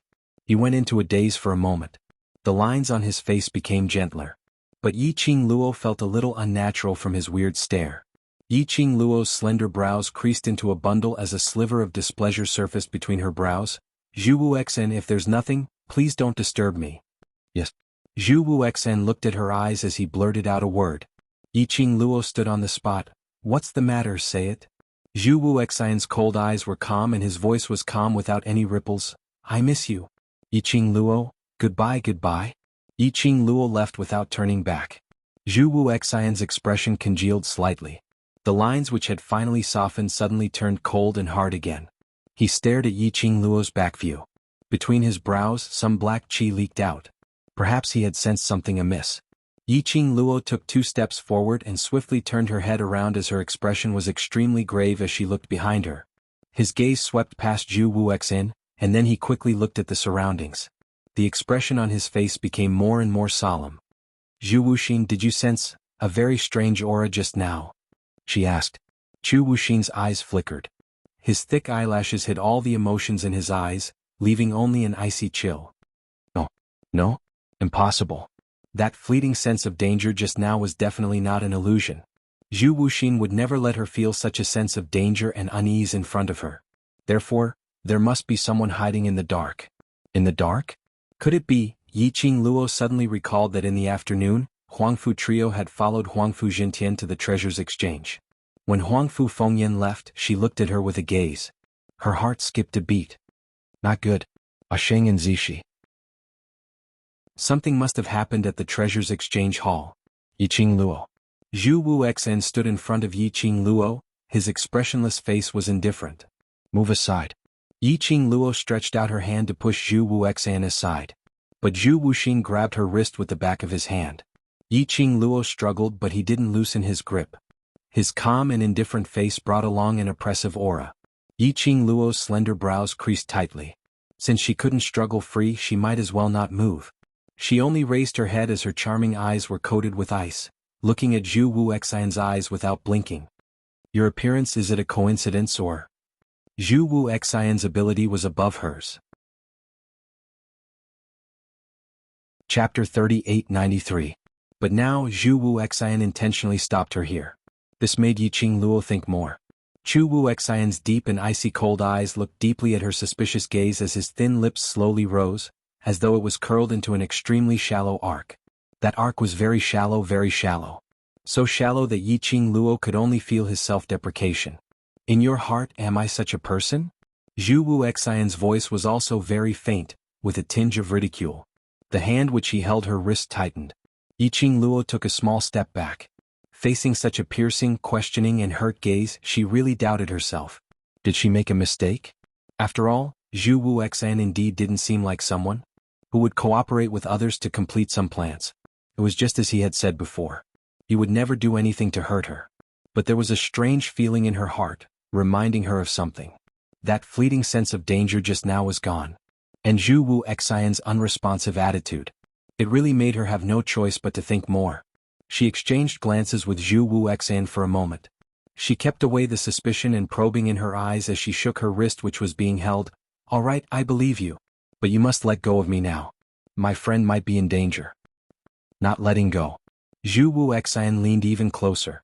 The plum fragrance from his body enveloped her. Yiqing Luo wasn't used to it and wanted to retreat, but Zhu Wu Xian held her even tighter as he pulled her towards his direction. Every time you ask me to let go, Yiqing Luo, is your heart made of iron? Yiqing Luo immediately raised her hand and blocked his chest. She raised her head as her brows creased even tighter. Zhu Wu Xian, if you continue to pester me endlessly, don't force me to really suspect you. He laughed lightly as his indifferent expression didn't fluctuate at all. His lips curled into a self-deprecating smile, as though he was ridiculing himself for being so ridiculous. Haven't you suspected me enough? Zhu Wu Xian's clear voice was calm, but Yiqing Luo could tell that he was condemning her. Yiqing Luo felt that today's Zhu Wu Xian was extremely strange. Following her for no reason. Then he stopped her for no reason. She didn't want to suspect Zhu Wu Xian. However, Zhu Wu Xian's current actions made her doubt him. Yiqing Luo's eyes darkened as a layer of frost appeared between her brows. In that case, your current motive is to not let me rush over to the treasure-gathering exchange? Zhu Wuxing's brows twitched slightly. Finally, he released Yiqing Luo's wrist. Yiqing Luo didn't even bother to take a look at him as she speedily flew towards the direction of the treasure-gathering exchange. Just as he moved, something tightened around his waist. Zhu Wuxing's wrist circled around her waist. Yiqing Luo's expression sunk. What exactly do you want to do? I'll go with you in case you run away. Zhu Wuxing narrowed his cold eyes. His clear voice was frighteningly deep, giving off a strange feeling of danger. Yiqing Luo's fingers touched his hand which was wrapped around her waist, and with a nimble movement she distanced herself from his approach. We can do it together, but don't get touchy. Except for DMO Xian. If any other man approached her, she would feel repulsed. Not to mention, clasping her wrists and hugging her waist. Yiqing Luo's feet stirred up the wind as her speed was extremely fast. Zhu Wu Xian was behind her, gazing deeply at her back view. In his black pupils, there seemed to be a whirlpool surging. This feeling was like every single time she would turn around and leave without any hesitation. She had never turned around to give him a look. In her eyes he would never exist. He could only look at her back view forever. Chapter 3894. Zhu Wu Xian's 5 fingers tightened. In his mind, the bewitching words of that person from secluded palace kept appearing. Young Patriarch Chu, do you really think that by silently putting in the effort behind the scenes, you will be able to get the beauty back? I'll tell you directly this way. We'll never get Yiqing Luo's heart. Why do you think Yiqing Luo is so dead set on the Overlord even after she had agreed to marry you? It's because the Overlord knows how to make use of his advantage, to make Yiqing Luo slowly fall into his emotional trap. Young Patriarch Chu, you're too silly. Silly? He also felt that he was rather silly. Obviously based on his character. If he wanted, he would plunder. If he couldn't get it, he would destroy it. But unfortunately, when facing Yiqing Luo, countless of times, his mind had already devised 100 ways to plunder Yiqing Luo. But every time he met Yiqing Luo's gaze, all of his thoughts turned into a blank. Couldn't couldn't bear to see any trace of loathing towards him in her eyes. Couldn't bear to see any trace of disappointment towards him in her eyes. Couldn't bear to let her treat him as a stranger in future. Couldn't bear to even plunder. How could he bear to destroy it? Chu Wuxia felt that he was becoming more and more unlike himself. Treasures Exchange Hall. Pei Sheng and Gu Zishi were cleaning up the Treasures Exchange Hall. Pei Sheng and Gu Zishi were cleaning up the Treasure Gathering Hall. Pei Sheng and Gu Zishi were cleaning up the Treasures Exchange Hall. Almost subconsciously, the teacup in his hand had already been thrown towards a dark corner. Almost subconsciously, the teacup in his hand had already been thrown into the darkness. Gu Zishi fell into his arms as her face blushed slightly. Gu Zishi fell into his arms, her pretty face blushing. She also felt the cold murderous air in the room. She also sensed the chilling aura that permeated the room. Just as that teacup hit the dark corner. When the teacup hit the dark corner, it was already too late. A few figures speedily dashed out. Following that, a few assassins dressed in black jumped in from all directions. Then a few assassins dressed in black jumped in from all directions, holding weapons in their hands that emitted a chilling light. Pei Sheng tightened his grip on Gu Zishi's delicate body as he surveyed his surroundings. He then raised his eyebrows in alarm. There were at least 20 people in front of him. Each of them was tall and sturdy. Furthermore, the pressure from the Xian energy flowing through his body made it hard for him to breathe. Who are you? Why are you causing trouble at treasure gathering? This was Pei Sheng's first time encountering an assassin. His handsome face was filled with vigilance. Do it. Why would the assassin waste so much time talking to Pei Sheng? With a wave of his arm, he directed the other assassins to attack Pei Sheng. Zishi, hold on tight. Pei Sheng's face darkened, and the dark golden light in his eyes flickered even more wantonly. Immediately after, a strong burst of dark force erupted from his body. A dark golden light swirled around Pei Sheng's body. Using his hand as a blade, he slashed out a few dark golden saber lights at the assassins who were coming at him from all directions. The dark rays slashed down, and the air seemed to have been cut open. The raging hurricane was like a wave setting off huge waves. Sheng, don't bother about me. Gu Zishi looked at the surrounding murderous assassins, as a layer of cold glint surfaced in her eyes. 20 powerful assassins whose profound grades were not low, to let Pei Sheng deal with them alone, and he still had to protect her. This was absolutely taxing. Chapter 3895. Gu Zishi's gaze swept across the assassins. His mind was already quickly analyzing the strength of these people and the time it would take for the two of them to react. Pei Sheng did not let go. Gu Zishi knew he was worried about her. She held Pei Sheng's hand around her waist and smiled at him. Trust me, I won't let myself get hurt. The dark light intertwined. Pei Sheng saw the determination in Gu Zishi's eyes. He hesitated for a moment before letting go of her. Be careful. Gu Zishi smiled and nodded. Then a spear appeared out of nowhere and attacked the surrounding assassins. The two of them attacked together. It did reduce the pressure on Pei Sheng. But for the two of them, the situation was not optimistic. There were too many assassins. And they were not weak. No matter how strong they were, they could not fight against so many. The two of them were at a disadvantage. Especially in terms of their physical strength, they could not compare to specially trained assassins. They resisted. After a while, they could not escape from the blades of these assassins. They could not go on like this. Pei Sheng and Gu Zishi were forced to retreat again and again. They fled into the backyard of Treasure Gathering Hall. There was no way out. At the same time, the surrounding assassins were closing in. Their attacks were very vicious. Their goal was clear. It was to take both of their lives. Killing moves were unleashed. The entire Treasure Exchange Hall shook with thunderous aftershocks. But with such a huge commotion, it did not attract the attention of the citizens. It was as if the Treasure Exchange had been isolated from without embroiling city. After forcing back a wave of attacks, the two of them were exhausted.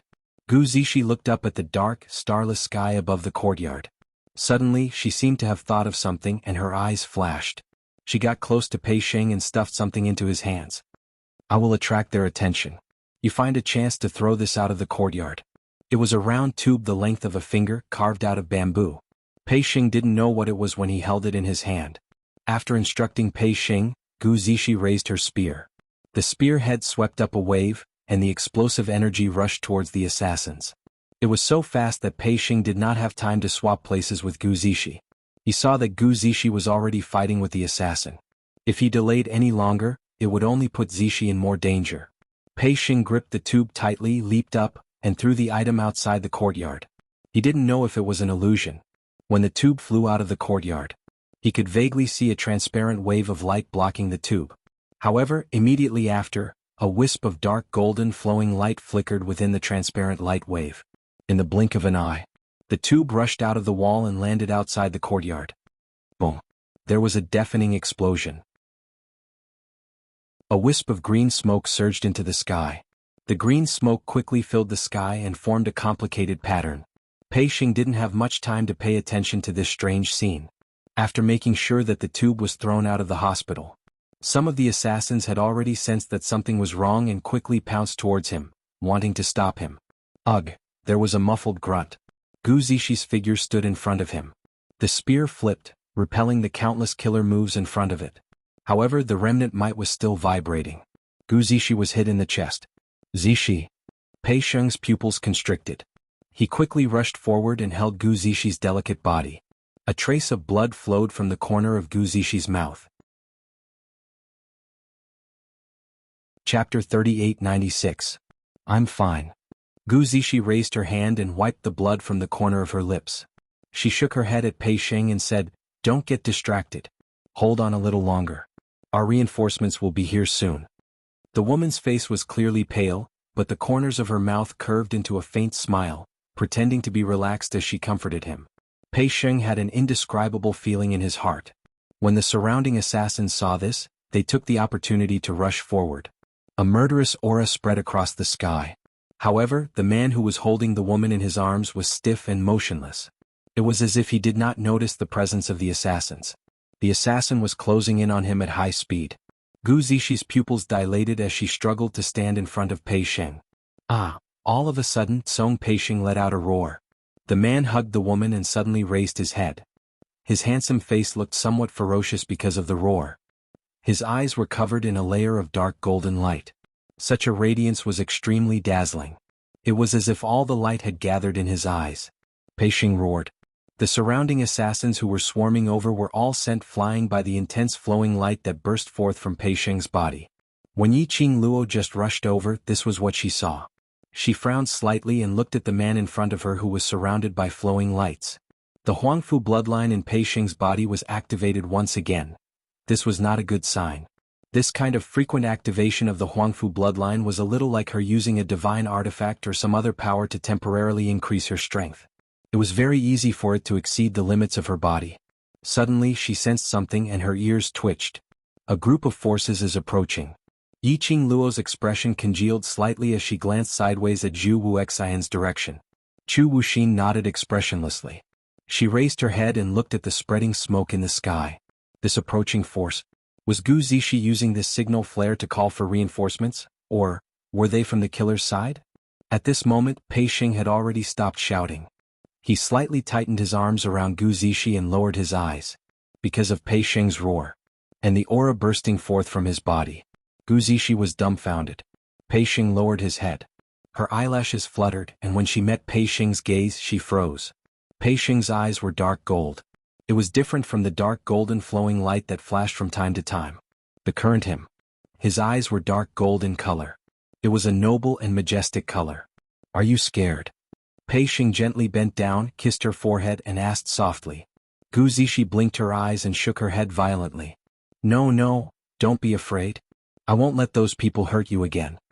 Pei Xing's voice was still gentle. However, the expression on his face and his dark golden eyes were filled with a chilling, killing intent. He wondered if it was because of the color of her eyes. Gu Zishi felt that Pei Xing's aura was so strong that he was 2.8 meters tall.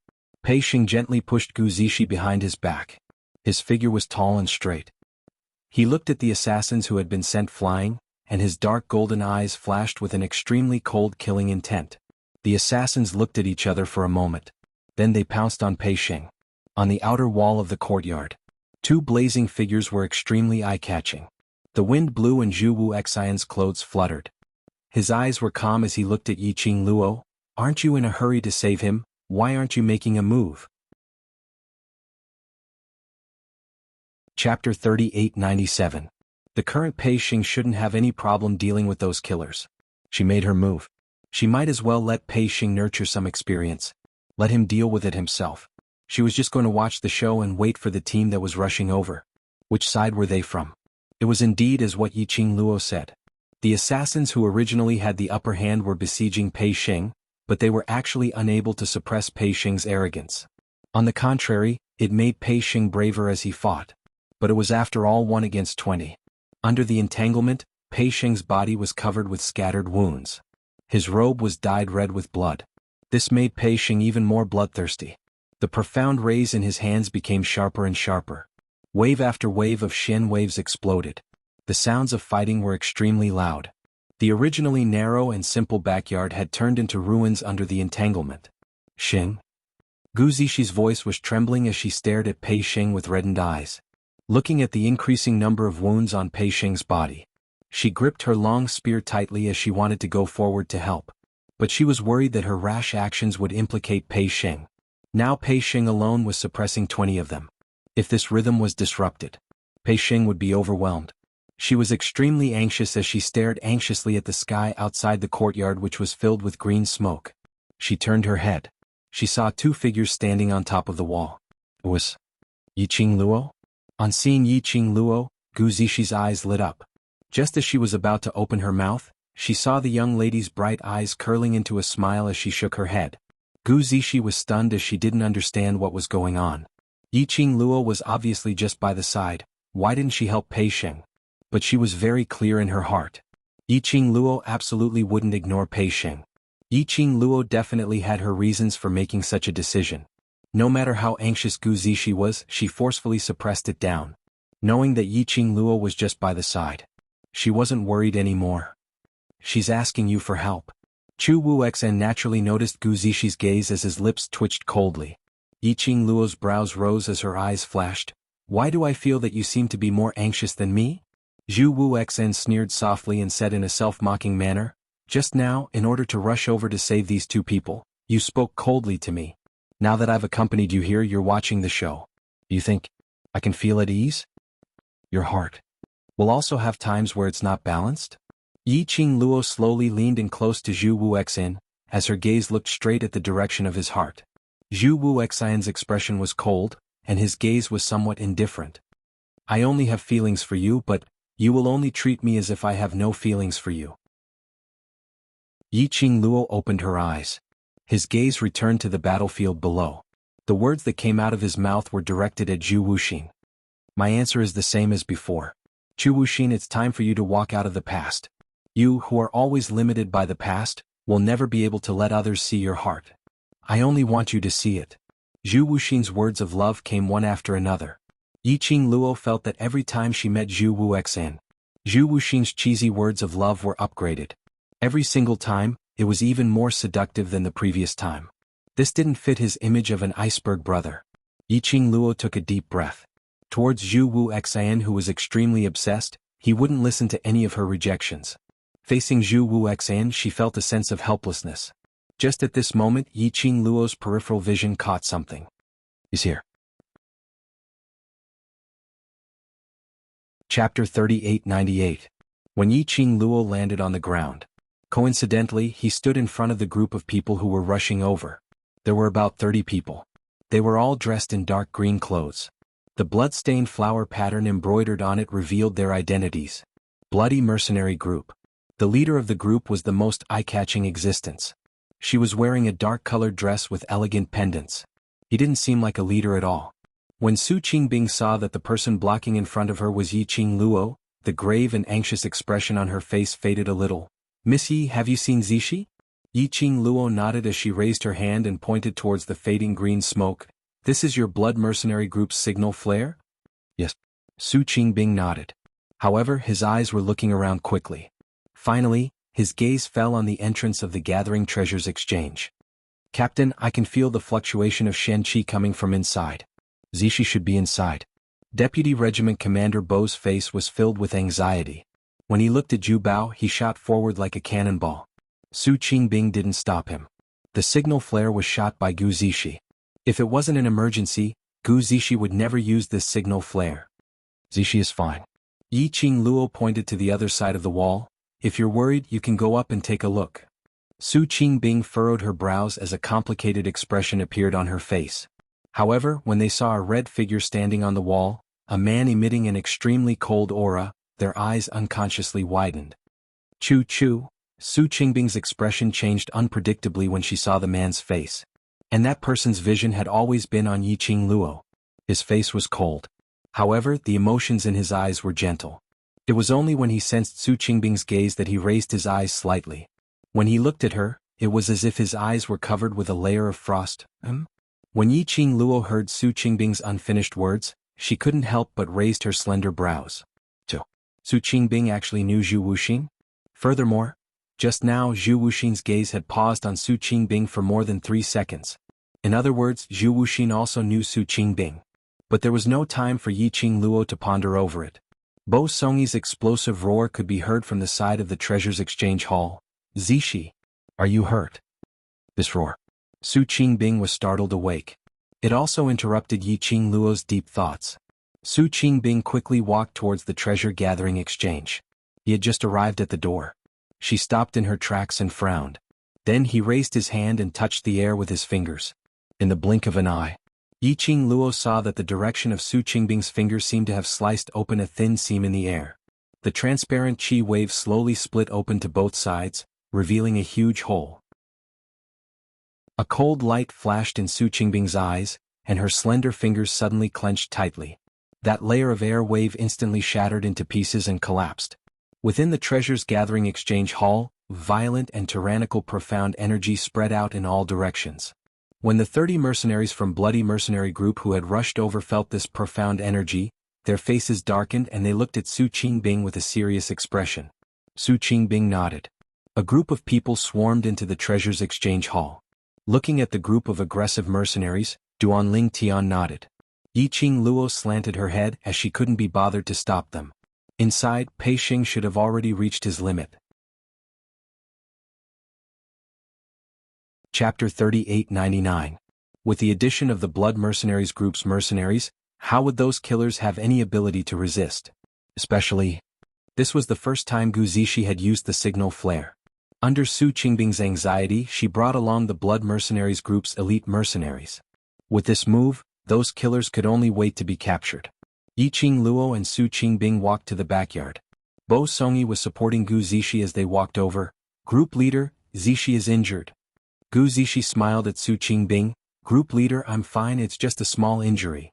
Su Qingbing looked at Gu Zishi's pale face and frowned slightly. What's going on? Why are there killers here? She raised her eyes and glanced at Bo Songyi. Have you checked clearly who are these killers here to kill? Mentioning this, Bo Songyi's expression sunk. He glanced at Pei Xing's direction from the corner of his eyes and gave a cold harumph. The trouble that lad created has caused Zishi to suffer. I'm really fine, it has nothing to do with Sheng. Gu Zishi heard Bo Songyi's tone and immediately opened her mouth to explain. Bo Songyi couldn't help but sneer. He can't even protect you, what kind of man is he? Gu Zishi bit her lower lip as a sliver of anger surfaced on her face. Bo Songyi. You. Before she could finish her words, Su Qingbing interrupted. Sheng? Not calling me brother anymore? Su Qingbing opened her mouth. She indeed suppressed Gu Zishi's accusation. Gu Zishi's face blushed slightly as she slowly lowered her eyelids, looking a little shy. Not brother anymore. TSK. Su Qingbing's lips curled as her elegant face broke out into a smile. Then congratulations, the clouds have parted to see the moon.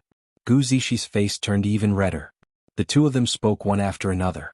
Bo Songyi was completely stunned by the amount of information that was revealed. He looked at Gu Zishi in astonishment as his voice trembled. You and that lad. Amen. Gu Zishi smiled as she nodded. The glow in Bo Songyi's eyes dimmed. But he pretended not to mind as he said, congratulations. Coincidentally, Pei Xing, with the help of the mercenaries, had restrained all the killers and was anxiously looking for Gu Zishi. When he saw Gu Zishi, he quickly walked over. He stretched out his long arm and pulled Gu Zishi away from Bo Songyi's side into his embrace. He placed his large palm on Gu Zishi's face and gently caressed it. Are you all right? He asked gently. Gu Zishi leaned against his chest, and her pretty face was slightly flushed. I'm fine. When their eyes met, Yi Shiwen's expression changed. It was as if there was no room for anyone else. Bo Songi looked at his empty wrist, then raised his head and looked at Gu Zishi, who was obviously happy and sweet. His hand, which was suspended in midair, clenched into a fist. Su Qingbing walked over and gently patted his shoulder. Then he walked past Bo Songi and walked into the courtyard. This melodramatic relationship drama made Yiqing Luo smacked her lips non-stop. However, she did not intend to intervene in this melodramatic scene. She glanced at the two of them, and after confirming that they only had some superficial injuries, she followed Su Qingbing into the courtyard. When he passed by Pei Sheng, she took out a medicine bottle and stuffed it into his hand. In the courtyard, the mercenaries stood by the side. The killers knelt on the ground and one by one, their masks were torn off, revealing their faces. The killers had apparently been injected with profound qi, and were rooted to the ground, unable to even commit suicide. The mercenaries stood neatly by the side. The killers were pressed onto the ground in a sorry state. This stark contrast. TSK, let the Blood Red's elite mercenaries come over to wrap things up. Chapter 3900. Yiqing Luo and Su Qingbing walked over. The killers' eyes widened as they stared at the both of them with hatred. As though they were conveying their thoughts. Don't try to dig out any information from us. I will not say anything even if I die. Kill me if you have the guts. Were killers afraid of death? No. They had to commit suicide if they failed the mission. They had the determination to die when they went out on a mission. What was there to be afraid of? So, other than the few killers who were killed by Pei Sheng, the remaining 10 overkillers all had a "I am not afraid of anything" expression. Yiqing Luo swept past the killers' faces and asked Su Qingbing sideways, "These killers, which killer force are they from? You may not believe it if I say it." Su Qingbing shot a glance at the killers as her lips curled into a ridiculing arc. From their attire, these killers should be from Heaven Realm Killer Alliance. Heaven Realm? Yiqing Luo's lips twitched. She really couldn't believe it if she said it out. This bunch of weak scum killers. Before Pei Sheng's transformation, he was already able to fight against 20 of them. Although they were at a disadvantage, but they weren't able to kill Pei Sheng. Especially the moment the mercenaries came over. They didn't even have the chance to resist and were directly pressed onto the ground? Wasn't this too useless? Killers from Heaven Realm? So weak? Surely it wasn't a joke? No. Seeing the meaning of Yiqing Luo's expression, Su Qingbing directly responded, "Because I brought the elites from Blood Red." Her words paused slightly as though she was afraid that Yiqing Luo didn't understand. She explained, "These elites' abilities are well known in Heaven Realm." Yiqing Luo sucked in a breath of cold air. "They are in the Earth Realm. Doesn't that violate the balance of the realm? Won't the balance historian interfere?" Generally speaking, when one's ability reached a certain level, after accepting the assessment, they would be forced to ascend to the next realm. Su Qingbing gave her a "you are a country bumpkin" look. As long as you don't do anything that violates the balance of the realm, the historian can't do anything. Alright. If that was the explanation, then these Heaven Realm killers wouldn't be that weak. But Yiqing Luo felt that they were still quite weak. The Assassin Alliance was the largest assassin organization in Heaven Realm. With a high status, the price would naturally be high. The customers who accepted orders were either rich or powerful. Yiqing Luo narrowed her eyes. He already had a candidate in mind. "Do you know who the mastermind is?" Su Qingbing raised her eyebrows. "If you know, then kill these people." Yiqing Luo went into a blank as her charming eyes lifted up slightly, meeting Su Qingbing's eyes. This woman seemed to be very observant. What she wants? Su Qingbing could guess it very quickly. Su Qingbing, on the other hand, was calm. After their eyes met, she even smiled at her. Yiqing Luo hid the probing look in her eyes and replied with a smile, "The killer from the Heaven Realm, the target is Pei Sheng, except Pei Sheng." Yiqing Luo hadn't even finished her words. Suddenly, an anxious voice descended from the sky. Then a figure rushed into the courtyard. The man scanned his surroundings. After locking onto his target, his figure flashed and he dashed over. Pei Sheng was applying medicine on Gu Zishi's wound. Suddenly, his shoulder was grabbed by an enormous force. His body was turned to the other side. She saw an old, wrinkled face and a pair of concerned and worried eyes. Old master." Pei Sheng was so shocked that he stuttered. Chapter 3901. Huangfu Jintian pressed both his hands on Pei Sheng's shoulders as he sized him up. Finally, her gaze landed on the pair of eyes that were covered in dark golden flowing light. Your eyes. Huangfu Jintian's white brows creased tightly. Are you all right? Earlier I sensed that you had once again activated the Huangfu family's energy and I was worried about you, so I followed the feeling and rushed over. After seeing Pei Xing's eyes, Huangfu Jintian knew that what he had sensed earlier wasn't an illusion. When Pei Xing heard that, his throat tightened as his eyes stared blankly at the old man in front of him. His heart tightened a little. For so many years. This was the first time he felt concern from an elder. What's the matter? Are you hurt somewhere? Huangfu Jintian saw that he didn't speak for a long time as his white brows creased even tighter. He pulled Pei Xing's arm and took his pulse. Pei Xing regained his senses as he hurriedly shook his head. I'm fine. I'm fine. Luckily. Blood mercenary group and Aluo rushed over. I'm fine. Huangfu Jintian, who was taking Pei Xing's pulse, frowned even tighter. This child's body was too weak. He could tell that he had absolutely suffered hardships since young. He had to recuperate properly in future. Finding out that Pei Xing's body was weak, Huangfu Jintian's heart doted on Pei Xing even more. He patted Pei Xing's shoulder as he shifted his attention to the surroundings. When he saw the rows of disheveled killers kneeling on the ground, his gaze suddenly turned sharp. What on earth is going on? Huangfu Jintian strode towards the middle of the courtyard. The current him had a cold hard expression as his dignified and noble aura wasn't concealed at all. Step by step he neared the killers. It suppressed the formless pressure. Yiqing Luo had not expected that Huangfu Jintian would actually rush over. But just from Huangfu Jintian's reaction and performance earlier, he was indeed a qualified elder. His concern towards Pei Xing came from the bottom of his heart. But even after Pei Xing went to Heaven Realm, with Old Master looking after him, he would still be surrounded by danger. There were some things that she had to remind Old Master. Thinking of this, Yiqing Luo squinted her eyes slightly as her pink lips curled up as she spoke out softly. Does Old Master Huangfu really want to know what's going on? Someone dares to hurt my grandson. You're really not putting my Huangfu family in your eyes. Huangfu Jintian was furious to the extreme. He raised his leg and kicked the chest of an assassin. I'll definitely get to the bottom of this matter. There's no need to investigate. Yiqing Luo's lips curled up lazily. Old Master, don't be too full of yourself after all. If you were to slap his face later, it would hurt Ah Sheng's heart. Yiqing Luo's words were already very straightforward. Huangfu Jintian naturally understood the ridicule in her words. Immediately their faces darkened. Yiqing Luo smiled again. Originally I wanted to trouble the brothers from Blood Red to help settle this matter, but now that Old Master Huangfu is here, I shall hand this matter over to Old Master to settle. As Yiqing Luo said that, she looked towards Su Qingbing with a smile. What does Blood Red Group leader think? These killers' assassination target is Pei Xing. How Pei Xing wants to deal with it, we'll deal with it. Su Qingbing cooperated. It was one thing to guess something in her heart. But hearing an outsider saying that the assassination target was Pei Xing, this feeling was another thing.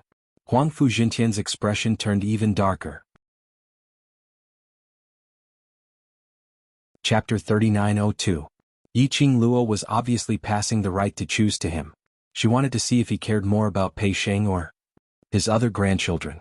Yes, the other grandchildren. Huangfu Trio. The killers from Heaven Realm, and their target was Pei Xing. It was obvious who the mastermind was. Pei Xing also understood the meaning of Yiqing Luo's words. A trace of paleness appeared on his handsome face. He pursed his lips as he looked at Huangfu Jintian. As though he wanted to know, in Huangfu Jintian's heart, what kind of attitude would he use to settle this matter when his grandson did something wrong. Facing the gazes of a few juniors, Zhang Xian nodded. Especially his own grandson, he was extremely careful and hid his nervous gaze. Huangfu Jintian's white brows creased tightly as he gritted his teeth. This matter concerns the Huangfu family, I will. Before he could finish his words, Pei Xing, who was looking at Huangfu Jintian cautiously, suddenly interrupted him. Forget it? Forget it? Huangfu Jintian even suspected that he was hallucinating in his ears. The rest of the people also looked at Pei Xing in astonishment. He was almost killed. And he said forget it? Was there a hole in his brain? That was a killer from Heaven Realm. It was obvious that he wanted his life. Now he had Old Master Huangfu as his backing to settle this matter. Shouldn't he make use of this opportunity to let Old Master Huangfu cut off the mastermind's chance? So that this kind of assassination would not happen again? Pei Xing actually let it go just like that?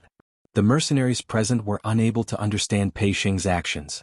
Bo Songyi's face was gloomy as he stared intently at Pei Sheng and Gu Zixi interlocked fingers. His heart was burning with anger. What, forget it? Isn't he afraid of death? A cowardly man, on what basis can he give Zixi happiness? He's not worthy at all. His enraged voice was definitely not soft. It also broke the shocked atmosphere because of Pei Sheng.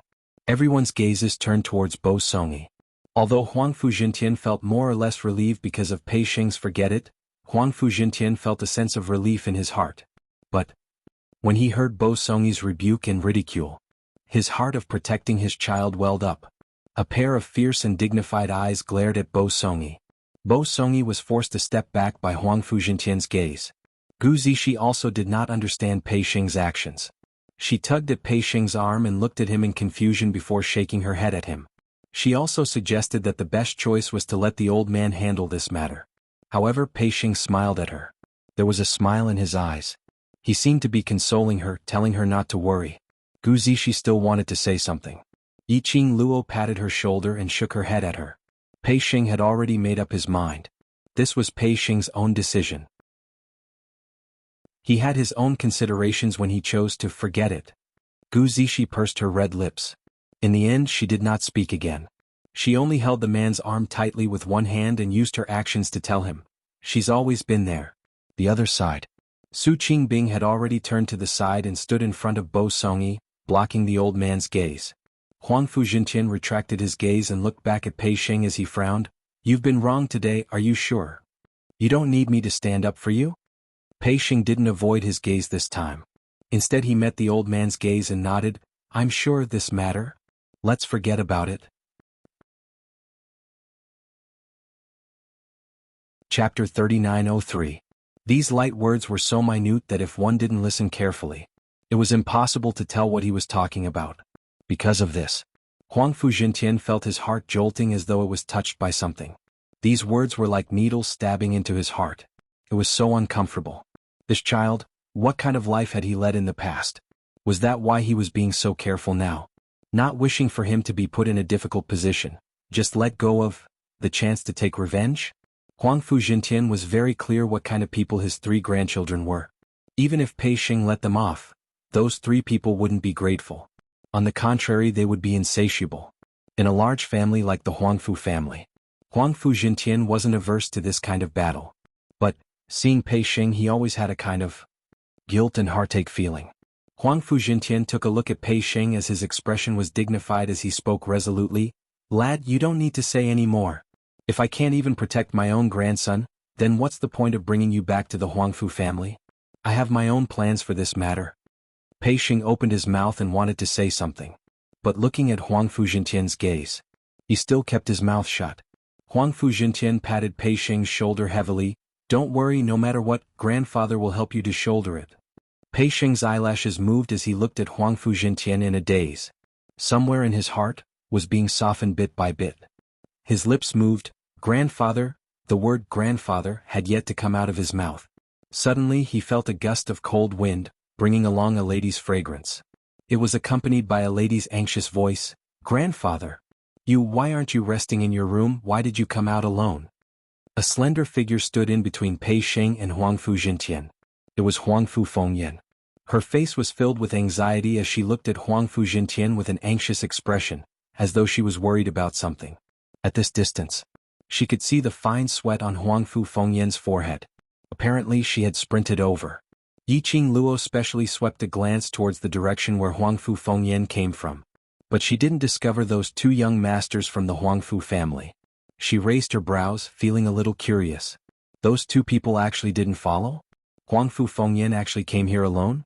When he saw Huangfu Fengyan, Huangfu Jintian's face darkened. His expression was extremely ugly as he gave Huangfu Fengyan a backhand slap. Huangfu Fengyan was hugging onto Huangfu Jintian's arm and was unable to avoid it at all. Like a stone that was ejected, he flew out and fell heavily on the ground. Huangfu Fengyan was stunned by the beating. He sat stiffly on the ground. Around her, there were battered and exhausted killers, staring at her with wide eyes. Huangfu Fengyan's heart fell to the bottom. These assassins, all of them failed. As soon as her grandfather saw her, he gave her a slap. In other words, Grandpa already knew. Huangfu Fengyan widened her eyes in horror. "No. Absolutely not. He couldn't ruin his image in his grandfather's heart. Huangfu Fengyan couldn't be bothered about the intense pain from being slapped flying, and her eyes were red as she looked at Huangfu Jintian pitifully. Grandfather, why did you hit Yan? I don't have a granddaughter like you. Huangfu Jintian's expression remained unchanged. Chapter 3904. She swayed as she stood up. He purposely revealed his red and swollen face from the beating, in an attempt to arouse Huangfu Jintian's pity. Grandfather, don't listen to other people's slanderous words. The Yiqing Luo she had previously harmed Yener in this way. Huangfu Fengyan pointed at Yiqing Luo as she cried out in grievance. Yiqing Luo? Why did the blame fall onto her again? Huangfu Jintian felt even more disappointed. But, in front of so many people, he tried his best to suppress his anger. Huangfu Fengyan was after all his Huangfu family's fourth Mississippi. This kind of matter, although everyone was well aware of it. But they had to close the door and settle it privately. Otherwise, the entire Huangfu family's reputation would be thrown away. Huangfu Jintian retracted his sharp gaze, and when he looked at Pei Xing, he became even more benevolent than before. He patted Pei Xing lightly. Pei Xing, I will definitely give you an explanation. Really no need. Old master, don't affect Huangfu family because of me? Pei Xing took a look at Huang Fengyan as he shook his head and rejected. The more he rejected, the more old master doted on him. The more he looked at Huang Fengyan, the more vicious his gaze became. Yiqing Luo couldn't help but clicked her tongue when she saw this scene. She crossed her arms in front of her chest as her lips twitched lazily. Following that, she pulled Gu Zishi to her side and whispered into her ear, Your Sheng has improved, he actually knows how to scheme. At this point in time, no one knew Pei Xing better than Gu Zishi, so she naturally understood Pei Xing's meaning. She smiled as her eyes revealed some pride. No matter what he does, I like him. Yiqing Luo pinched her. I know you like him, there's no need to keep talking about it. I'm just curious, how did your Sheng suddenly light up this skill? White lotuses were not only limited to women. When a man turned white, it was even scarier. For example, the current Pei Xing. He said, forget it. Did he really think that it was over? Not possible. Not possible. How could it be over just like that? If it was according to their previous thoughts. Directly past this assassination matter to Old Master to handle. Indeed, they could get an explanation. But in the end, the Huangfu trio would absolutely not suffer too much damage. And in the future, it might even get worse. For example, he could be even more ruthless. But Pei Xing chose to give up on revenge on purpose. She felt sorry for the old man. Not only did she put herself in the position of a victim, but she also put herself in the position of a pitiful person who was not loved or loved. In this way, how could the old man really let it go? The old master would only feel sorry for Pei Xing. They would not easily let off the mastermind behind the assassination, even if Huangfu and the other two didn't receive any substantial punishment in the end. However, in the future, the old master would feel guilty and dote on his kind-hearted and relatable little grandson even more. Pei Xing's move. It was a beautiful move. Gu Zishi's eyes sparkled as she looked at Pei Xing. Yiqing Luo couldn't stand this simple-minded couple style as she pushed Gu Zishi to Pei Xing's side, interrupting Huangfu Fengyan's sob. Old man, it's getting late. Everyone should disperse. Sheng and Zishi's wounds need to be treated as well. Mention the wound. The old man felt even more guilty. Chapter 3905. Pei Xing hesitated for a moment. He glanced at Huangfu Fengyan's direction and shook his head. There's no need. I still have to tidy up this courtyard. An assassin had broken in. And a fight. The courtyard was already in shambles. Huangfu Jintian still wanted to say something. Yiqing Luo continued, Old master, Zishi is an alchemist. With Zishi taking care of her, you don't have to worry. After saying that, she glanced meaningfully at the assassins. The old man must have other things to deal with, right? Huangfu Jintian's expression swiftly became extremely gloomy. His cold eyes looked at the miserable assassins on the ground, then looked at Huangfu Fengyan. He snorted coldly, his majestic anger surging. Huangfu Fengyan felt a chill run down her spine. There was only one thought in his mind. That was, he absolutely could not admit it. Once she admitted it, she would lose everything she had now. Huangfu Jintian's gaze grew fiercer and fiercer. After staring at Huangfu Fengyan for a while, he forcefully closed his eyes. When he opened his eyes again, the emotions on his face were much calmer. He clasped his hands at Su Qingbing with a solemn expression. Bloody leader, thank you for your help today. I Huangfu Jintian will remember your kindness. I'll definitely repay your kindness in the future. Then he said, can you let me handle these assassins? It's not really a favor. Bloody mercenary group didn't come here to save Pei Sheng. Su Qingbing's lips curled into a smile. As for these assassins, if old Master Huangfu wants them, feel free to take them. Not to save that brat. Huangfu Jintian caught the main point and frowned slightly. What do you mean by that? As profound practitioners of the heaven realm, which was above the earth realm, basically he did not know much about the people or forces in the lower realms. But there were 3 great forces in the land, and even old Master Huangfu, who was in the heaven, had heard of them. One was the gathering place of lunatics, the underworld palace. One of them was the Linglong Palace, which nurtured the saintesses of the 3 main cities. The other was the bloody mercenary group in this world. Even if bloody mercenary group was the second-ranked mercenary group, his reputation rose like a crane. This was because the number 1 mercenary group had already developed to the heaven realm. And this bloody mercenary group was also known as the second mercenary group to develop their forces into heaven realm. Huangfu Jintian's attitude towards Su Qingbing was so gentle.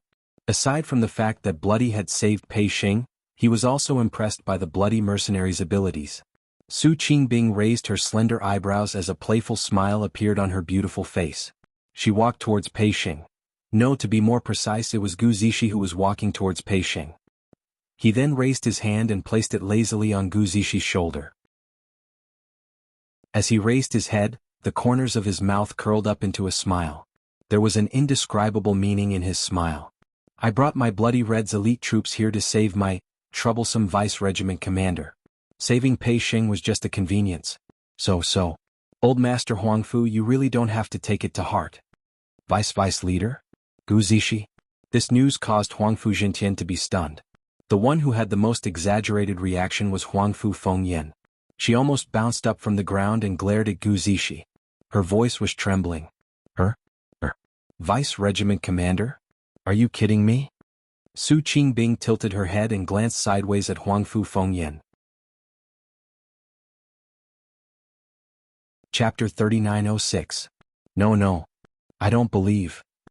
Huangfu Fengyan's eyes widened in disbelief as her body staggered. She had naturally heard of the Blood Mercenary Group's name. She also knew that it was a mercenary group which many large forces admired. Gu Zishi, that slut, was just a lowly slut who could only cling on to Pei Sheng's illegitimate son. How could she change so quickly? And become the vice group leader of the Blood Mercenary Group? Vice group leader. It wasn't as simple as the Blood Mercenary Group. That was second only to the group leader. Huangfu Fengyan couldn't believe that the lady whom she had belittled would have such a powerful background. Huangfu Fengyan's sharp voice made Pei Sheng regain his senses.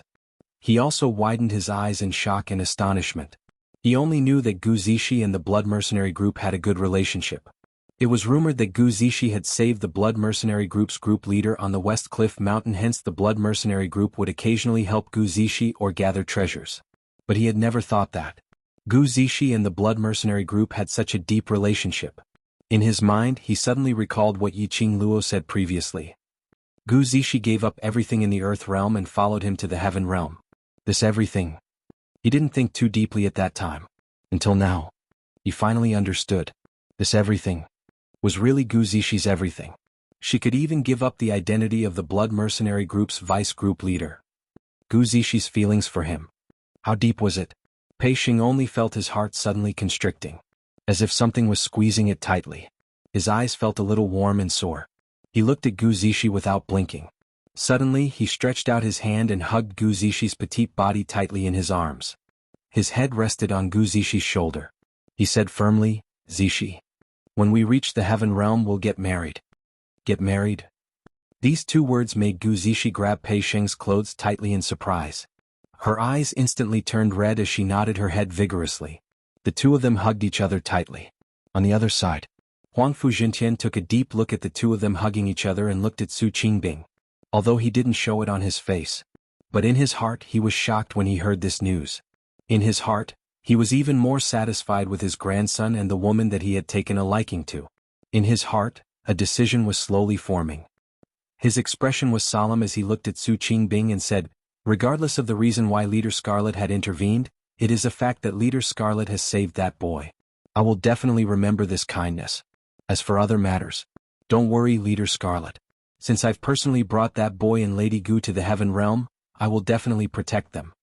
Any intelligent person would be able to tell. Su Qingbing had purposely revealed the reason why Gu Zishi was the vice leader of Bloody. To put it bluntly, he just wanted to show Gu Zishi how powerful she was. At the same time, it would change Gu Zishi's position in the Huangfu family's heart. It was also a warning to Old Master Huangfu. Gu Zishi was not someone without a backer. If Gu Zishi was injured in the Heaven Realm, Bloody Mercenary Group would be the first to stand behind Gu Zishi and take revenge for her with all their might. The group of people said a few more words. Old Master Huangfu dragged Huangfu Fengyan away. The Bloody Mercenaries followed behind Elder Huangfu with the assassins in tow. After a while, the courtyard quietened down again. Yiqing Luo took a look at the two who were still hugging each other tightly inside. What a pair of silly lovers. Muddle-headedly registered for the QQ reading character ranking. The babies helped to make a heart sign and gave a like. They didn't wish to rush into the top 40, they only wished to be in the top 100 and not let the crippled 7 emperors appear too desolate.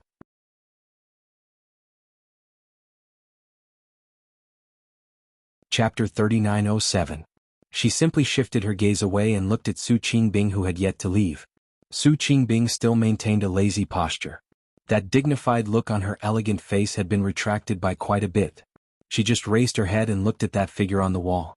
Between her beautiful eyes, there was some brilliance flowing.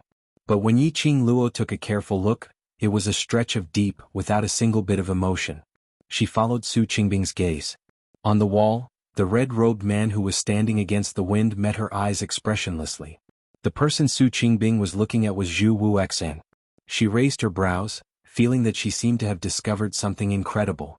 Since he's safe, I'll make a move first. I'll leave these two fools in your care. Su Qingbing seemed to have sensed Yiqing Luo's gaze and immediately retracted her gaze, as she pretended not to mind and waved her hand. Yiqing Luo's eyes curved into a crescent shape as her figure moved and appeared next to Su Qingbing. She raised her hand and hooked onto Su Qingbing's shoulder. The young lady gave a teasing smile as she teased, "Why? Are you in a hurry to leave, afraid that I'll see through some secret that I shouldn't see?" Su Qingbing's beautiful eyes flashed as she subconsciously looked at Zhu Wuxia. After this action was done, Su Qingbing then realized that she had been hooked. Yiqing Luo's smile deepened. Her curved brows and narrow long eyes outlined an arc, like a blooming datura flower, so alluring that it made one suffocated. Tisk. Su Qingbing's look made Yiqing Luo even more interested. She was really curious. What had happened between Su Qingbing and Zhu Wuxia? She could tell. Su Qingbing's impression of Zhu Wuxia was very deep. I have to return to Blood Color headquarters first. Su Qingbing's hair stood on end from Yiqing Luo's meaningful smile. She hurriedly found an excuse. She turned around and hurriedly leapt up the wall. On top of the wall, Su Qingbing intentionally halted her footsteps.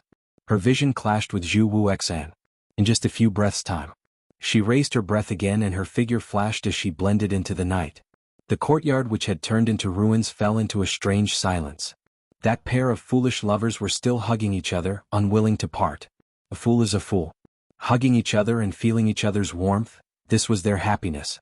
But Yiqing Luo shot a glance at the both of them as her lips suddenly curled into a crafty arc. Then he lifted his leg and kicked Pei Sheng's butt.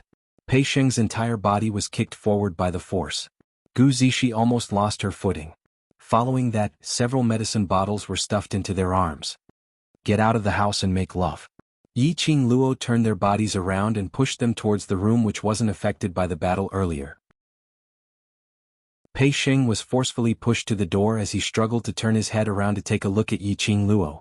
But because of Yiqing Luo's strength, he was unable to resist at all. "Ah Luo, don't tell me you don't like our relationship because His Majesty is not here and you can't stand it?" Yiqing Luo's expression instantly sunk. The hand that grabbed Pei Sheng's shoulder suddenly tightened. "Ah!" Pei Sheng screamed miserably as his shoulder struggled to pull away from Yiqing Luo's palm. It was so painful that he almost cried. Yiqing Luo gave a fake smile. "If you still want to hug a beauty to sleep tonight, you'd better shut your mouth and roll into the room." "Pei Sheng, this smile is so scary." He swiftly hugged Gu Zishi tightly as he escaped into the room. Chapter 3908. In the courtyard there was only Yiqing Luo left. She then stretched her body lazily. As she yawned, she looked towards the red figure standing on the wall. The show has ended, aren't you leaving? Zhu Wuxian's vision from the start was fixed on her. When he saw the young lady's languid look, her long and narrow eyes were filled with a lazy misty look towards him. His eyes glowed with a bright light. Even his pitch-black pupils involuntarily contracted. His hands which were hanging by his side clenched into fists. Especially when that young lady yawned, with a soft and coquettish voice rang. His body almost instantly turned stiff and taut. For a long time the man didn't reply. Yiqing Luo lowered her hands as she raised her brows at him, meeting with Zhu Wuxian's scorching gaze. Her eyelashes fluttered slightly as she tilted her head, her eyes revealing a smile which didn't look like a smile. Have you seen enough? This sentence made Zhu Wuxian have a response. His thin lips moved slightly as his voice was very cold. Not enough. If you're still conscious, then please go ahead. Take care, I won't send you off. Yiqing Luo intentionally ignored his provocative words as she impatiently waved her hand. Zhu Wuxian instead flew down from the wall. He got close to Yiqing Luo. The red-robed man and red-robed young lady's figures intertwined. Yiqing Luo didn't evade. Instead she faced the man's approaching face, raising her head as her lips curled into a bright smile. This smile, like a blooming poppy flower, giving off a suffocating charm, magnified under his eyes. Zhu Wuxian's heart skipped a beat. Immediately after, his body abruptly pulled away from Yiqing Luo. His eyes were flickering with erratic emotions. Yiqing Luo revealed an understanding smile. She was very clear. The more she expressed that she didn't want to interact with him, Zhu Wuxian would be insatiable, wanting to leave a place in her heart. On the contrary, she cooperated with Zhu Wuxian's words. Zhu Wuxian would be even more shy than her. Looking at Yiqing Luo's teasing smile, Zhu Wuxian's pupils contracted. He suddenly stretched out his hand and clasped Yiqing Luo's wrist as his eyes stared straight at her. Do you think that I don't dare to do anything to you? Yes. Yiqing Luo replied straightforwardly. If you dare, when I just arrived at the Earth realm, you painstakingly imprisoned me for half a month, and erased all my memories, you would have done it. The hand that was clasping her wrist suddenly tightened. Even Zhu Wuxian stiffened for a moment. Even now you still blame me. Zhu Wuxian stared at her. It was not a question but a statement. It would be a lie to say that I don't blame him. Yiqing Luo didn't try to hide it. No matter which woman it is, if she was kidnapped by another man and imprisoned by his side for as long as half a month, would she not blame that man? Zhu Wuxian's eyes darkened and he clenched his fists. His slender fingers pressed onto Yiqing Luo's wrist, causing some pain. Zhu Wuxian didn't bother about Yiqing Luo's slightly creased brows because of the pain, but instead pressed down even tighter. Even the words that came out of his mouth were mixed with the meaning of gnashing his teeth. I shouldn't have been soft on you in the first place. Not soft? His meaning was that he should have taken the opportunity to eat her up in the first place? Yiqing Luo laughed lightly, but there wasn't any hint of a smile in her eyes.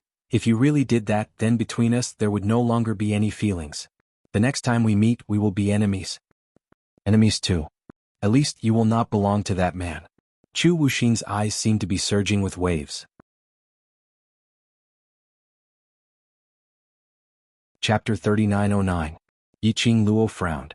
Looking at the madness in Zhu Wuxian's eyes, her heart skipped a beat. He subconsciously wanted to break free from Zhu Wuxian's grip. However, Zhu Wuxian tightened his grip.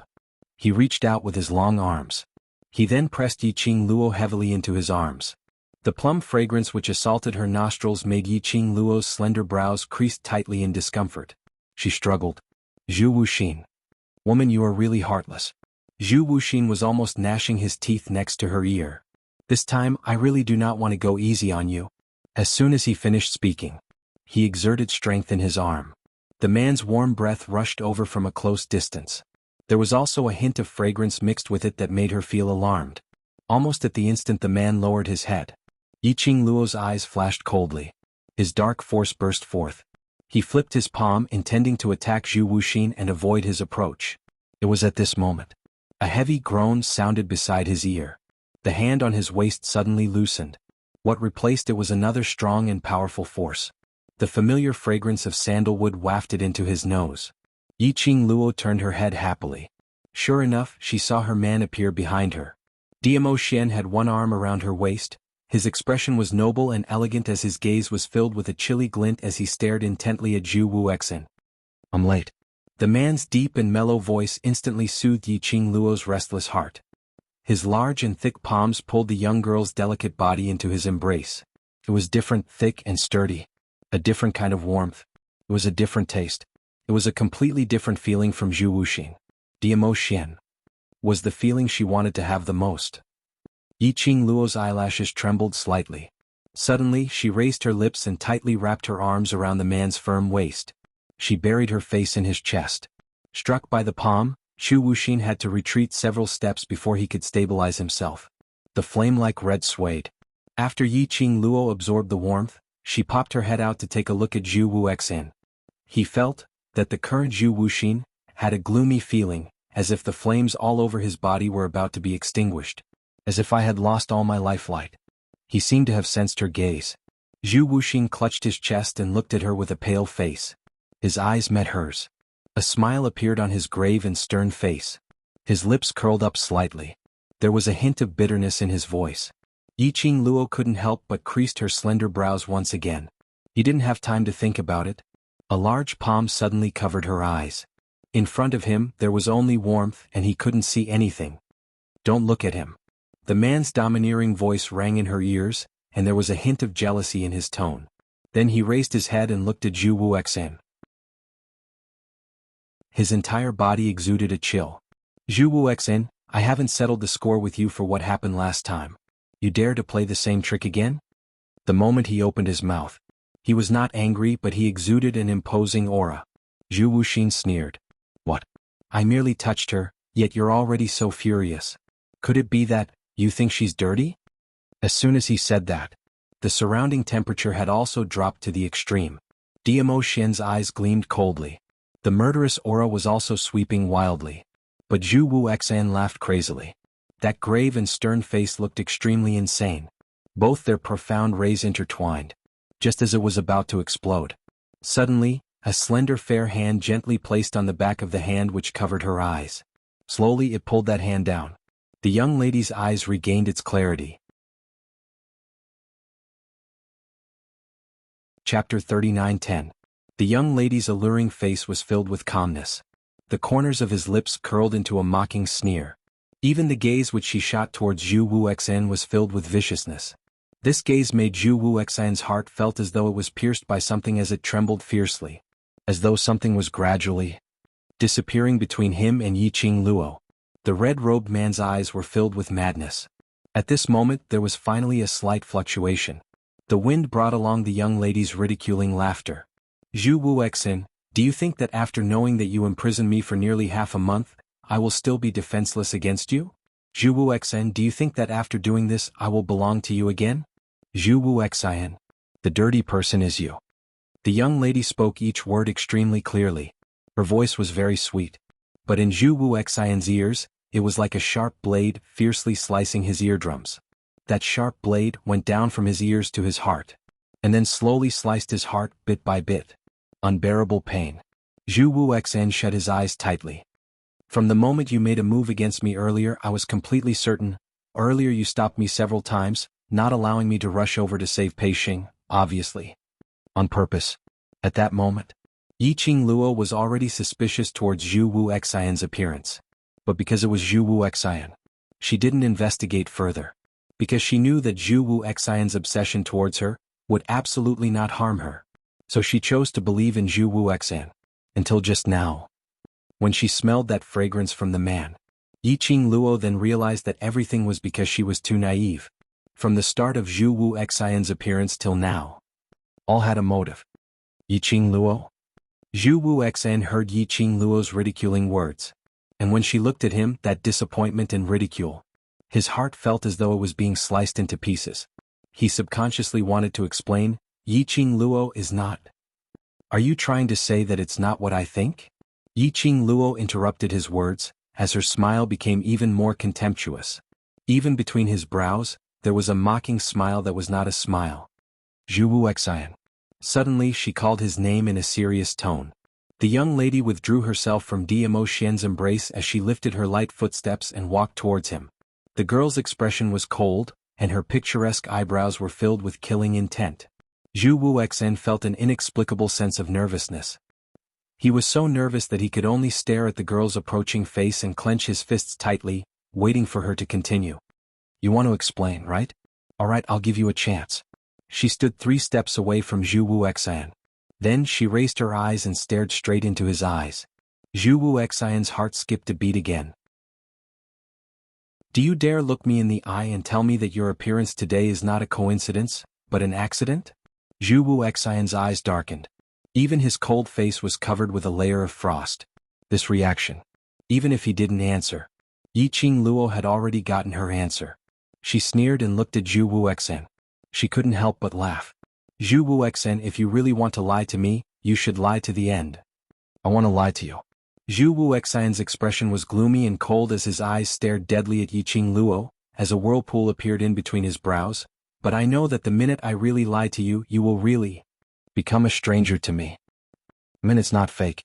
Yiqing Luo smiled. Her smile was gorgeous, absolutely beautiful. Chapter 39:11. It wasn't fake. Which meant, no matter what his answer was. Like strangers, these 4 words couldn't be fake. Zhu Wuxia's heartstrings quivered. He thought. After Yiqing Luo found out that he had imprisoned her for half a month, she wasn't too angry and still treated him the same as before. He thought. Yiqing Luo wouldn't blame him. But he had never expected Yiqing Luo to be so resolute. So resolute that when he intended to do it for the second time, she would not hesitate to cut off all relations with him.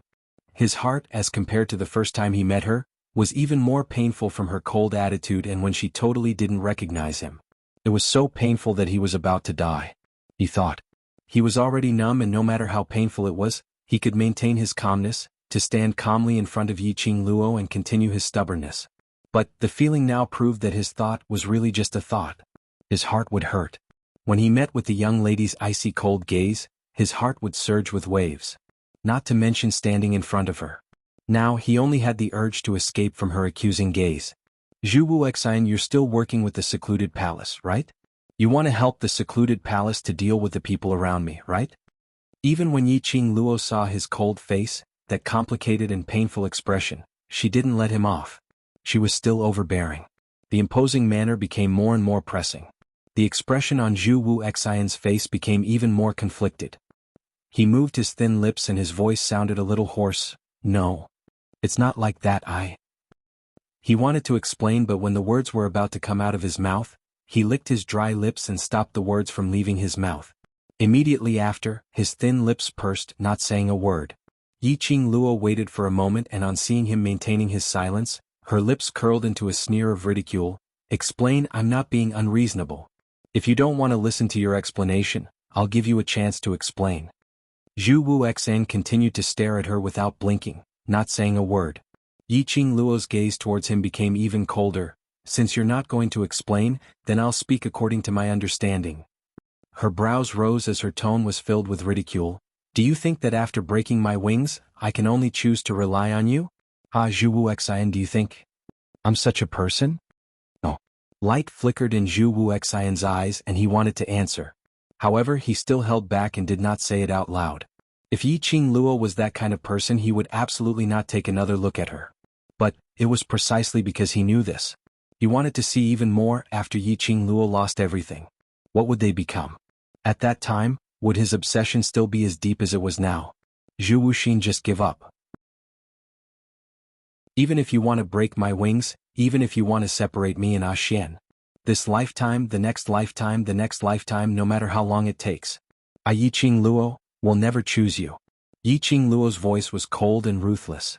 The sonorous voice was like a huge hammer that landed heavily on Zhu Wuxin's heart. Zhu Wuxian's body shook violently. He flicked his sleeves. A cool breeze swept past. Several sharp sounds of wind could be heard in the air. The red figure had already disappeared before his eyes. In her resolute words, Zhu Wuxin fled in panic. Yiqing Luo was expressionless, as though she had no emotions towards his escape. Only after she was sure that Zhu Wuxian's presence had completely disappeared. Chapter 39:12. The young lady's face was pale and there was no longer that overbearing aura from earlier on. Her petite body was caught by someone. Tightly, she was brought into a warm and spacious embrace. Lil Luo. Dmo Xian's voice was filled with anxiety and worry. Yiqing Luo wanted to open her eyes and smile at him to reassure him. But the minute she opened her eyes, it was a patch of blood color before her eyes which immediately turned into a patch of pitch black. She was unable to open her eyes. The dizziness in her head made her lose the ability to think. Finally, under Dmo Xian's gentle and affectionate call of Lil Luo, she completely lost all consciousness. Lil Luo. Sensing the change in Yiqing Luo's breathing, Dmo Xian's voice suddenly rose as his shimmering eyes stared intently at the person in his arms. After checking the young lady's pulse, Dmo Xian's expression turned darker. His fingers clenched tightly as he gritted his teeth and spat out 3 words, Zhu Wu Xin. Damn that Zhu Wu Xin. No matter if Lil Luo would forgive Zhu Wu Xin, he would absolutely not forgive her. Dmo Xian tightened his arms as he raised his voice and called out in a low voice, Ah Xian Beiyuan. 2 figures, one tall and one short, appeared in the night sky. Guard this place, don't let other blind things come near. Dmo Xian instructed and carried Yiqing Luo as he flew away. Tang Beiyuan stared blankly at the direction where Dmo Xian left, watching his figure disappear completely. She then regained her senses as she slowly stood up. The man on the side was tall and imposing, with a handsome face, but his brows were rigid and solemn. The man's vision had been on Tang Beiyuan. Seeing that she stood up and was still in a daze, he comforted her, Madam will be fine. Hearing the man's voice, Tang Beiyuan's eyelashes fluttered. When she raised her head, her lips curled into a smile, I know. With the overlord around, Madam will definitely be fine. She had seen with her own eyes how much her master cared about Yiqing Luo. Her daze wasn't because she was worried about Yiqing Luo, but very envious. Envious of the relationship between the overlord and Madam. No matter what time it was, it would always make one laugh unknowingly. As for her, even though her fiancé was by her side, he could even touch it with his hand. However, she still felt as if they were thousands of miles apart and out of reach. Tang Beiyuan lowered her eyes and the smile on her face disappeared. Yuan. The man sensed that Tang Beiyuan was upset. He raised his hand and placed it on her shoulder in confusion. What's wrong? Tang Beiyuan raised her head and stared blankly at Lang Li Xian, who was a head taller than her.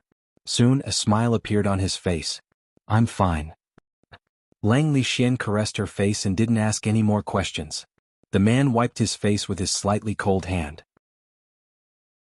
Tang Beiyuan instinctively reached out and grabbed his hand. Lang Li Xian was startled and looked at her doubtfully. Tang Beiyuan gritted her teeth, mustered up her courage and placed the man's hand on her waist. Then she turned around and hooked her arms around his neck. It's been a long time since we've been this close. To be more precise, it had been a long time since they last saw each other. Every time they met, it was just a hurried glance. After that, they would leave in a hurry. Not to mention a hug to feel each other's warmth. There wasn't even a chance to greet each other. Chapter 39:13. Lang Li Xian had just finished his words when he used his actions to express his attitude. He pulled Tang Beiyuan's hand away and widened the distance between the both of them. Immediately after, he leapt up the wall in the dark and his entire figure was hidden in the darkness. Tang Beiyuan stood in a daze on the spot. The hands which were pulled away by the man were still hanging stiffly in the air. After some time he slowly retracted his hands. There seemed to be a man's touch on her wrists. There seemed to be a man's scent in her nose. Tang Beiyuan's lips suddenly twitched as she gave a soft laugh. She turned her head and walked towards the other side of the wall, hiding in the dark with the man on the left and right, and completely hiding the sparkling eyes which flashed past her eyes. Qiao residence. Dmo Xian carried Yiqing Luo back to the room. His fiery appearance was accompanied by a powerful pressure. It made those who had just returned to the Qiao residence ran out of the room in shock. It was so late at night, this was very scary, alright? They thought that the secluded palace had made a comeback. But after seeing the unconscious Yiqing Luo, everyone couldn't stand still as they flocked over. Kitty Li was carried out from Zomo's arms and she was still rubbing her eyes sleepily, but when she saw Yiqing Luo being placed on the bed, her eyes suddenly opened wide. She scurried out of Zomo's arms and pounced towards the bed. Sister. What happened to sister? What happened to her? Kitty Li held Yiqing Luo's hand but realized that her hand was ice cold. Old Lai didn't feel well, Earlier at the Treasures Exchange Hall, wasn't she still fine? How long has it been? In his impression, Yi Qing Luo and the Overlord were on the same level of abnormality. No one could hurt her. So on the way back to the Qiao residence, they didn't specially wait for Yi Qing Luo. No one had expected. It was such a coincidence. Yi Qing Luo was coincidentally injured. Gui Wu stood in the crowd as he frowned slightly. Apparently he was puzzled over why Yi Qing Luo was injured and was carried back by DMO Xian. She's fine. Among the many concerned voices, DMO Xian's slightly hoarse voice rang. He also successfully suppressed the voices of those who were talking at once. DMO Xian sat on the bedside. Kitty Li looked at DMO Xian and then at Yi Qing Luo. Under Zomo's tugging, he reluctantly let go of Yi Qing Luo's hand and gave up his position to DMO Xian. DMO Xian held Yi Qing Luo's hand, using his broad palm to warm Yi Qing Luo's hand as he continued to speak calmly. "I'm here, everyone, don't worry." Everyone turned pale and wanted to ask more questions. But looking at DMO Xian's expression, however, none of them dared to ask. In the end, Gui Wu took the lead and walked out of the room. Only then did the others leave the room one after another, looking back every few steps. After closing the door, Kitty Li pursed her lips. She grabbed Zomo's hand with displeasure and worry, pinching it from time to time. "What's wrong with my sister? Di Zun and brother-in-law didn't say anything, how can I be at ease? The Overlord is more worried about her than any of us." Mo caressed Kitty Li's head. "Since the Overlord says it's fine, then Xiao Qing Luo will be fine. Qing Luo Shi." Suddenly, a soft but emotionless voice was heard from the crowd.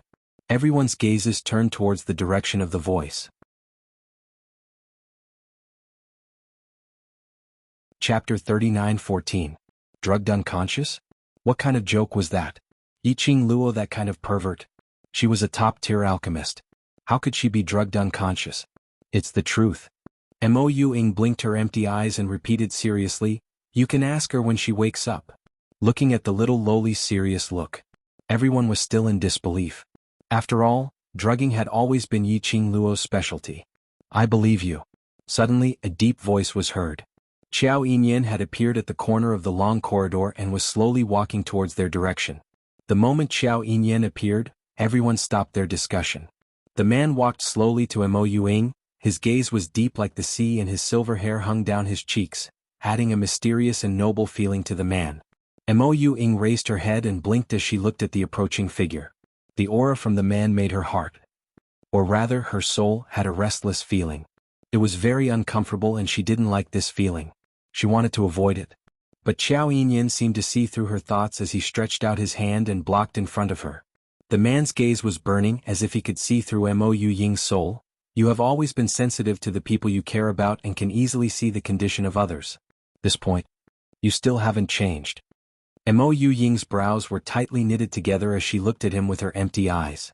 However, his pupils were not focused at all, and there was not the slightest bit of spirit in them.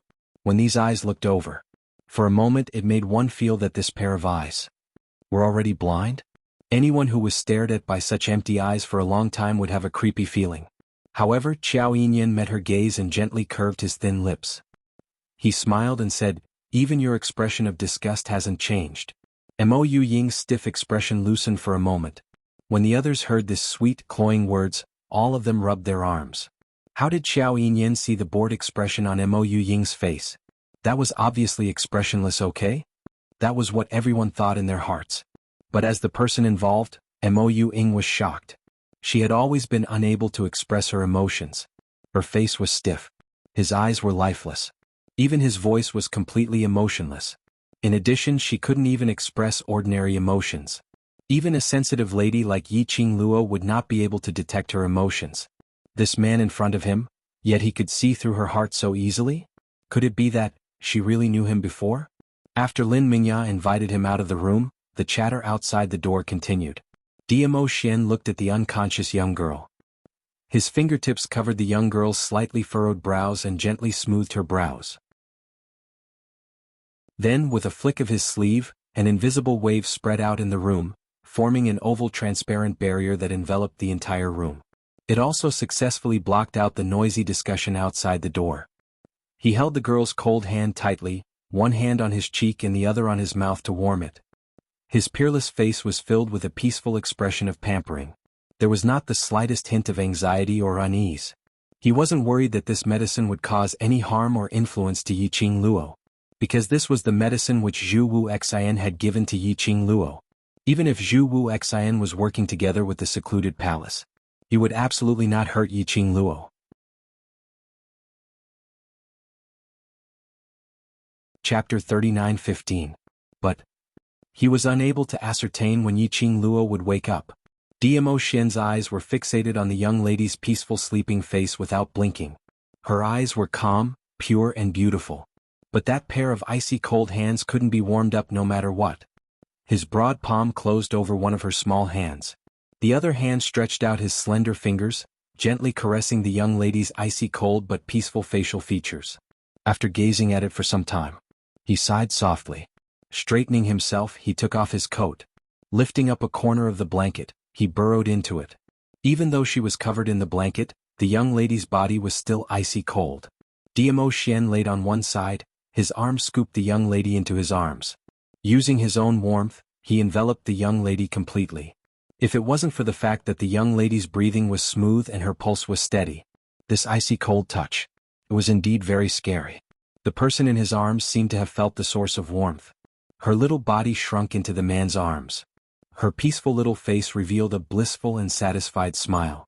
Dmo Xian placed his chin on her head. Feeling the person in his arms, infected with his warmth, his scent. The last time in the Nirvana Realm's passageway to the upper realm, he was careless and allowed Zhu Wu Xian to snatch Lil Luo away. That was close to half a month's time. Lil Luo was imprisoned in such a state by Zhu Wu Xian. This time? How long would Lil Luo sleep for? Yiqing Luo's head was groggy, as though she was being pressed down heavily by something.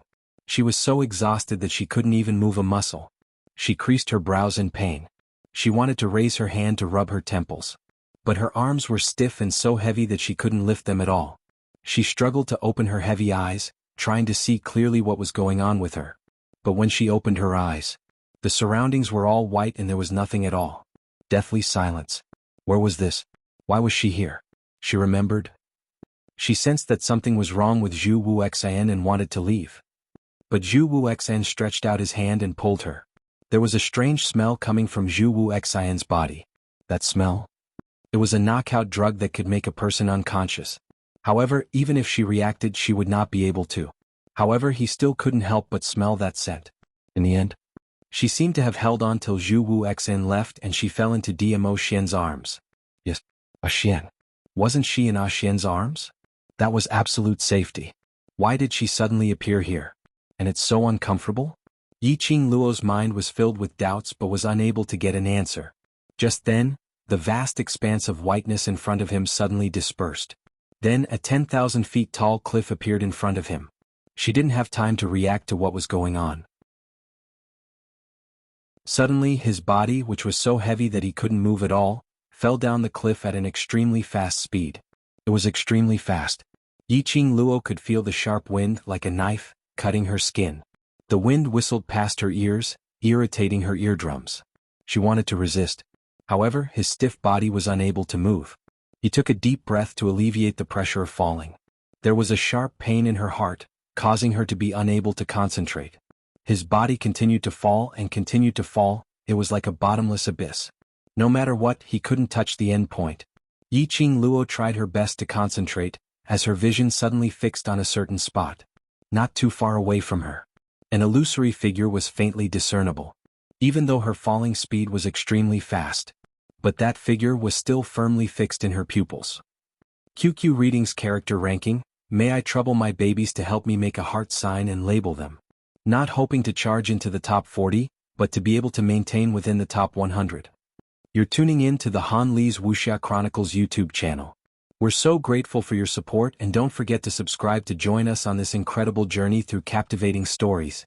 Your generosity through donations truly makes a world of difference, as it's the primary source of revenue that allows me to expand and enhance this channel for you. Thank you from the bottom of my heart for being a part of this adventure.